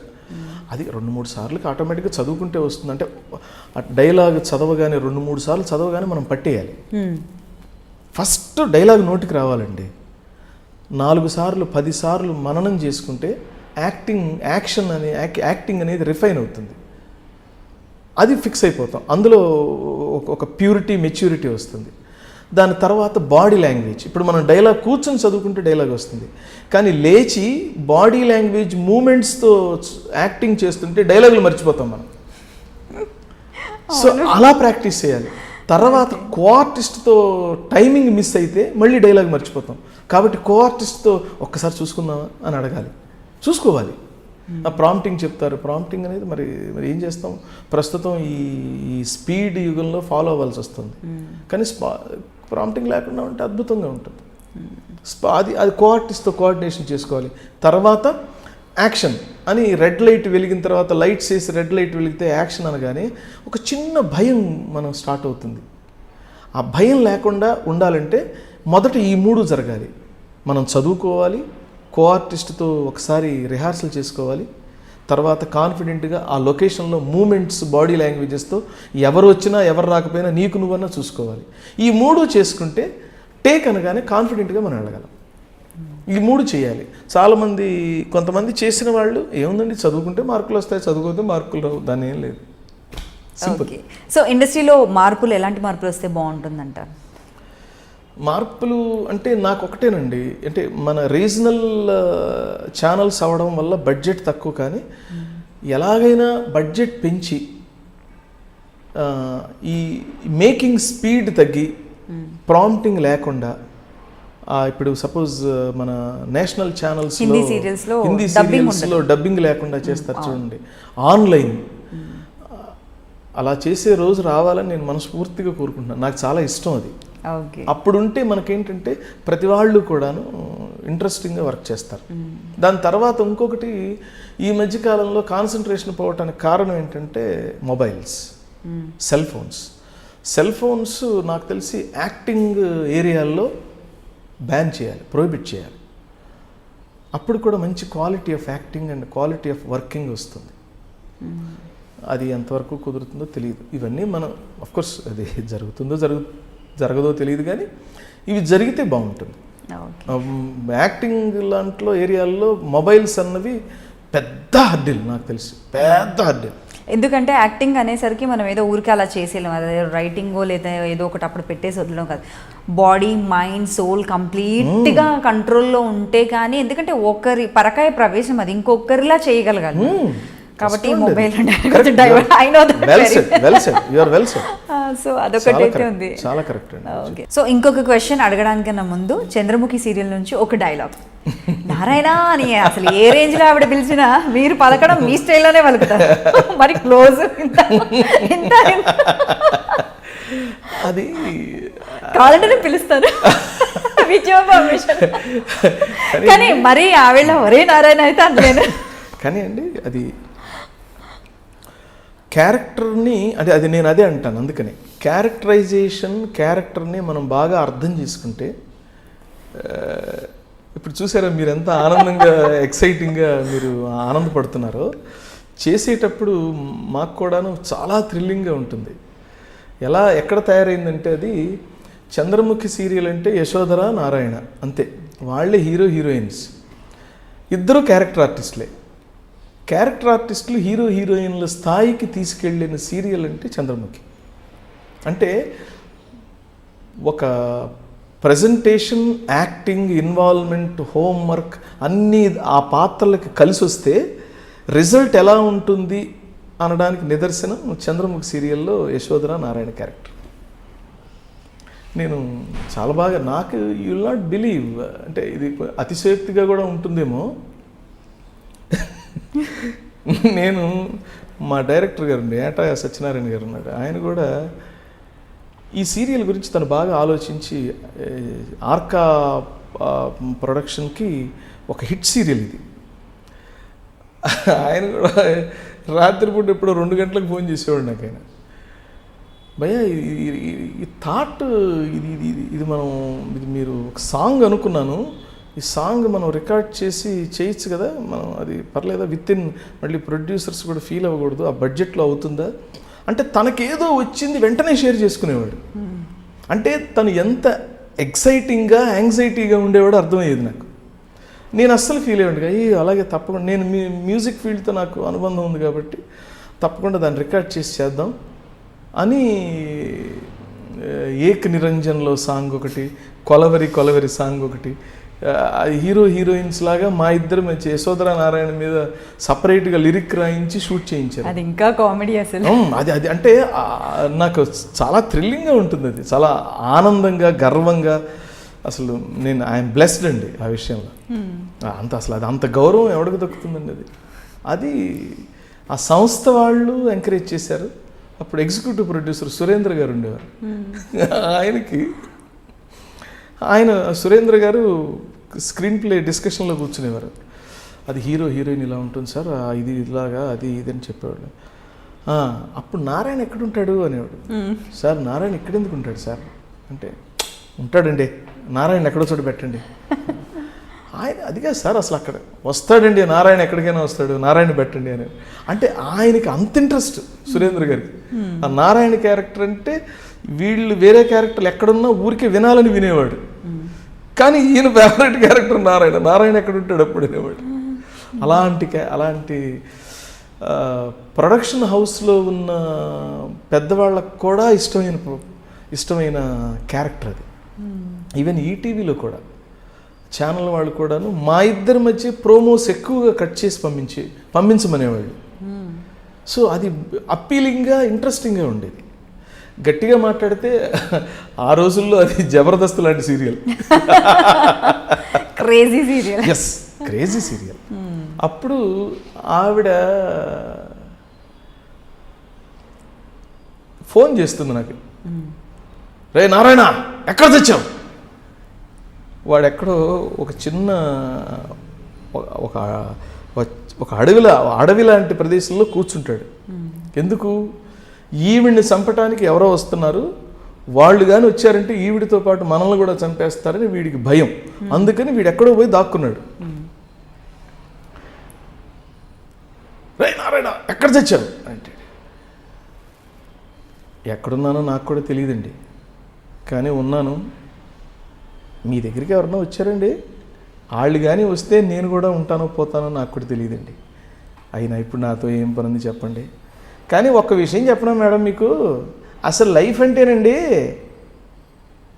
చాలా కష్టం అండి. మీకు దండం పెడతాను, నాకు మళ్ళీ ఫోన్ చేయబాకండి. మీ ఫోన్లో ఆ నంబర్ చూసి మళ్ళీ నా నంబర్కి ఫోన్ చేసి మీ రహస్యాలు నన్ను అడిగి నా ప్రాణం తీసేస్తే నేను చచ్చిపోతాను. మీరు ఫోన్ పెట్టండి, ముందు ఫోన్ పెట్టండి అర్జెంట్గా. అంటే ఇన్ని ఎమోషన్స్ ఉంటాయి అన్నమాట అందులో. ముందేమో అమాయకంగా ఎక్కడున్నానో నాకే తెలియదండి అన్నాడు, మళ్ళీ చెప్పాడు, మళ్ళీ ఇటు చచ్చిపోతాడు అన్నాడు, ఫోన్ పెట్టాడు అన్నాడు. అసలు అన్ని ఎమోషన్స్ చేంజ్ ఓవర్స్ ఉండటం వల్ల ఆ సిచ్యువేషన్లో అది ఇంతే, అది అపీలింగ్గా వెళ్ళిపోయేది. ఇంకా అలాంటి కోకొల్లలండి అందులో. అవును, ఎన్ని డైలాగులు అసలు. మరి మీకు ఇంత ఎక్స్పీరియన్స్ ఉంది కదా వర్క్లో, డైరెక్షన్ వైపు ప్రొడ్యూసర్గా మీరు రావాలని అనుకుంటున్నారా? చేశారా? అసలు అనుకోవట్లేదా? లేదండి. డైరెక్షన్ అనేది అంటే మనం అదే ఆర్టిస్టులు చాలామందికి కొంత ఎక్స్పీరియన్స్ వచ్చిన తర్వాత మనం చేసేయటం ఈజీ అనుకుంటాం. డైరెక్షన్ అనేది ఒక పెద్ద టాస్క్. అది మనం చూడటానికి ఈజీ ఉంటుంది కానీ చేసేటప్పుడు తెలుస్తుంది అది ఎంత కష్టం. కాకపోతే మన అనుభవం అనేది మన క్యారెక్టర్స్ డెవలప్ చేసుకోవడానికి, మనం ఉన్న ఇండస్ట్రీని బాగా కాపాడటానికి, పెంచి పెద్ద చేసుకోవడానికి ఉపయోగపడుతుంది తప్ప అది అందరూ డైరెక్టర్స్ అంటే నేను అదే అంటున్నాను, డైరెక్షన్ చేయటం పెద్ద కష్టం కాదు, కానీ సక్సెస్ఫుల్ డైరెక్టర్ అవ్వటం కష్టం. ఓకే, అది అందుకే నేను సక్సెస్ఫుల్ డైరెక్టర్ని అవ్వాలంటే కొంచెం కష్టం. ఎందుకు మనం హాయిగా యాక్టింగ్ చేసుకోక. ఓకే, సరే. మీరు ఒక సింగర్ కూడా అయితే మరి మీ సింగింగ్ ట్రిక్స్ లేదంటే మీ సింగింగ్ స్కిల్స్ని ఇప్పటికీ కూడా ఆచరణలో పెడుతున్నారా? పాడుతుంటారా? అప్పుడప్పుడు పాడుతుంటారు. మరి మాకోసం ఒక మంచి మధురమైన గీతం, ప్రేమ గీతమా, ఏం పాడతారు? అలాగే, తప్పకుండా. మీకు నచ్చే పాట? ఇందులో ఏకవీర అనే సినిమాలో, పాత సినిమా, ఇక్కడ మీకు ఒక మంచి మాట చెప్పాలి. మాట చెప్పలేనంత పవర్, ఎంత ఒక పవర్ఫుల్గా చెప్పాలంటే మాటల రూపంలో చెప్పలేకపోయాం అనుకోండి, పాటల రూపంలో చెప్పచ్చు. పాట కూడా సరిపోలేదనుకోండి, పద్యం రూపంలో చెప్పచ్చు. అంటే కొన్ని మనం పాట, అందుకనే ప్రేమనంతా వీడు ఐ లవ్ యూ అంటాడు, నేను నీకోసమే పుట్టానంటాడు, నువ్వు లేకపోతే నాకు పొద్దే గడవదు అంటాడు. ఇవన్నీ అయిపోయిన తర్వాత కూడా ఒక మంచి సాంగ్తో ప్రజెంట్ చేస్తాడు వాడి ప్రేమనంతా. అప్పుడు హీరోయిన్కి అరే నా మీద ఇంత ప్రేమ ఉందా, తనకి ఇంత ప్రేమ పడుతున్నాడా అని రియలైజ్ అయ్యి అప్పటి నుంచి నిజంగా కనెక్ట్ అవ్వడం స్టార్ట్ అవుతుంది. పాటకున్న పవర్ అది. సో సినిమాల్లో అందుకనే పాటలు రైటర్లు ఏం చేస్తారంటే డైలాగులు చెప్పి చెప్పి చెప్పి ఒక హాఫ్ అన్ అవర్ అవగానే ఒక సాంగ్ పెడతారు. అంటే ఇక లవ్ పరిచయం వల్ల రియల్ లవ్గా ట్రాన్స్ఫార్మ్ కాబోతోంది అనుకున్నప్పుడు సాంగ్ పెడతారు. సో అదే సింబాలిక్. సో అలాంటి ఏకవీరలో ఒక మంచి పద్యం లాంటి పాట, అది పాట కాదు కానీ పద్యం లాంటి పాట అన్నమాట. ఏ పారిజాతం ములియగలను సఖీ, గిరిమల్లికలు తప్ప గరిక పూలు తప్ప, ఏ కానుకలను అందించగలను చెలి, గుండెలోతుల దాచుకున్న వలపులు తప్ప, జగతిపై నడయాడు చెంచలా మల్లిక, తరుణి ఆకృతి దాల్చు శరదిందు చంద్రిక, శరదిందు చంద్రిక, కలువ పూల చెంత చేరి కైమోడుపు సేతును, నా కలికి మిన్న కన్నులలో కలకలమని విరియాలని. ఈ పాట అయిపోయిన తర్వాత లాస్ట్లో నువ్వు లేకపోతే నాకు జీవితమే లేదు అని ప్రజెంట్ చేస్తాడు. ఇంకో 4 లైన్స్. నీవు లేని తొలి రాతిరి, నిట్టూర్పుల పెను చీకటి, నీవు లేని విరిపానుపు, నిప్పులు చెరిగే కుంపటి, వీరులెందుకు సిరులెందుకు, మనసు లేక మరులెందుకు, తనువెందుకు తలపెందుకు, నీవు లేక నేనెందుకు, నీవు లేక నేనెందుకు. ఇది వండర్ఫుల్, అంటే వెరీ ఎక్స్ప్రెసివ్ సాంగ్ అని, చాలా మీనింగ్ఫుల్ సాంగ్. అలాగే పాత పాటల్లో మీకు ప్రాణం ఖరీదని సినిమా ఒకటి ఉంది, చిరంజీవి గారు ఫస్ట్ సినిమా. అంటే ఎక్స్ప్రెషన్ బాగా ఉన్న పాటలు పాడుతుంటే మనం కూడా ఎంజాయ్ చేస్తాం.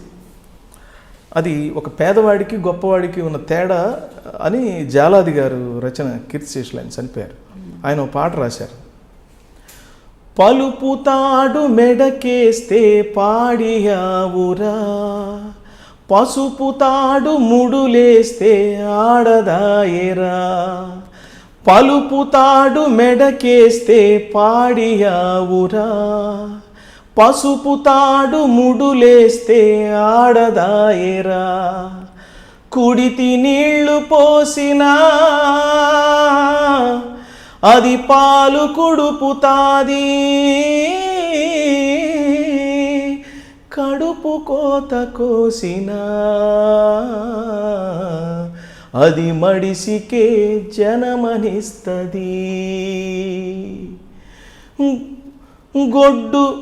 బొడ్డు పేగు తెగి పడ్డా రోజు తలుసుకో, గొడ్డు కాదు ఆడదనే నిజం తెలుసుకో, యాతమేసి తోడినా ఏరు ఎండదు, పొగిలి పొగిలి ఏడ్చిన పొంత నిండదు, దేవుని గుడిలోదైనా పూరి గుడిసెలోదైనా గాలి ఇసిరి కొడితే ఆ దీపముండదు, ఆ దీపముండదు, యాతమేసి తోడిన ఏరు ఎండదు, పొగిలి పొగిలి ఏడ్చిన పొంత నిండదు, అందరూ నడిసొచ్చే తోవ ఒక్కటే, సీవునెత్తురులు పారే తూము ఒక్కటే, మేడ మిద్దెలో ఉన్నా మరి చెట్టు నీడ తొంగుల్నా, నిదర ముదర పడినాక పాడే ఒక్కటే, వల్ల కాడు ఒక్కటే, ఆకలేసి అరిసినోళ్ళు కాకులంటరా, కూత నేర్చినోళ్ళ కులం కోకిలంటరా, యాతమేసి తోడిన ఏరు ఎండదు, పొగిలి పొగిలి ఏడ్చిన పొంత నిండదు. వండర్ఫుల్, చాలా సూపర్బ్ వాయిస్, మంచి బేస్ వాయిస్. సో దీంతో పాటు యాక్టింగ్తో పాటుగా నిజంగా సింగర్గా కూడా మీరు ట్రావెల్ చేస్తుంటే బాగుండేది. సార్ ఒక పాట అన్నాను, బట్ 2 songs పాడారు, చాలా బాగుంది. మరి పద్యాలు కూడా బాగా చెప్తారు కదా, మీరు ఒక పద్యం మాకోసం. షూర్. కాంచనమయ వేదికా కనత్కేతనోజ్వల విభ్రమము వాడు కలసజుండు, సింహలాంగూల భూషిత నభోభాగ కేతు ప్రేంఘణము వాడు ద్రోణసుతుడు, కనక ఘోవృష సాంద్రకాంతి పరిస్ఫుట ధ్వజ సముల్లాసంబువాడు కృపుడు, లలిత కంభు ప్రభాకలిత పతాకా విహారంబువాడు రాధాత్మజుండు, మణిమయోరగ రుచిజాల మహితమైన పడగవాడు కురుక్షితిపతి, మహోగ్రశిఖర ఘనతాళ తరువగు సిడమువాడు సురనదీ సూనుడు, ఏర్పడజూచి కొనుము ఓ.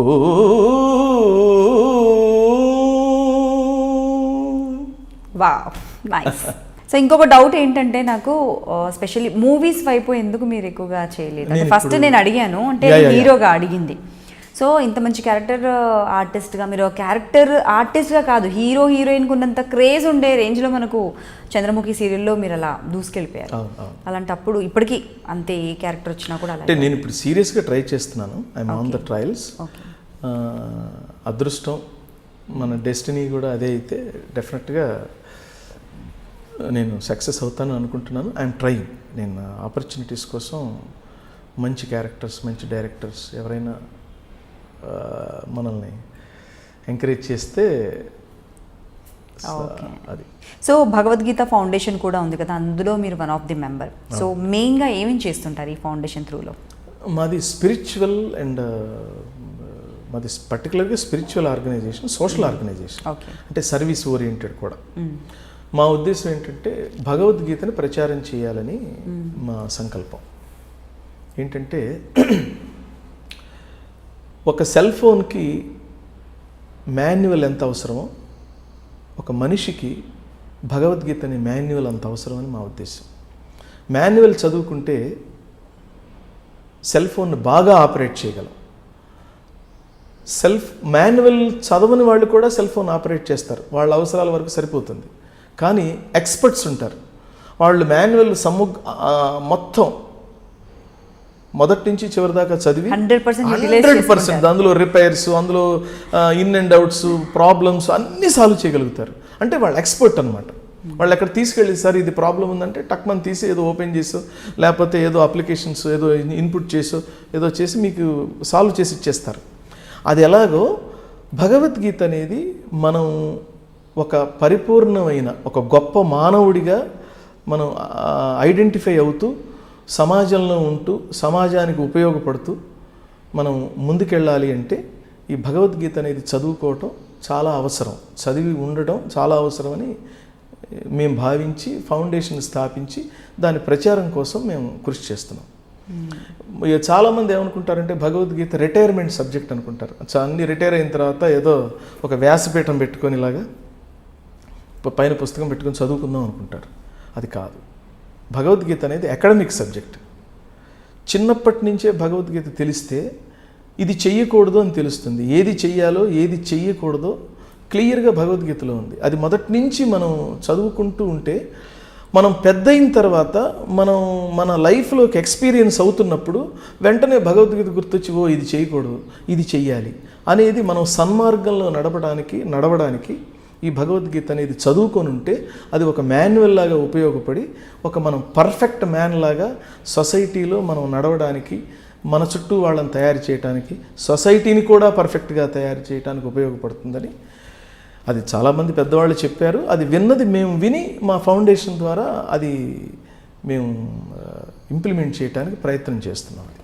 Okay sir. సో మూవీస్లో కూడా ఇప్పుడు ట్రై చేస్తున్నానని చెప్పారు. మూవీస్లో కూడా ఇంకా మంచి మంచి క్యారెక్టర్స్, బోల్డ్ అని క్యారెక్టర్స్ చేయాలని, సీరియల్స్లో కూడా మంచి మంచి ఎంటర్టైనింగ్ క్యారెక్టర్స్ని చేయాలని, ఇంకా కూడా ఆడియన్స్కి దగ్గర అవ్వాలని మనస్ఫూర్తిగా కోరుకుంటున్నాను. Thank you so much. Thank you very much. Thank you.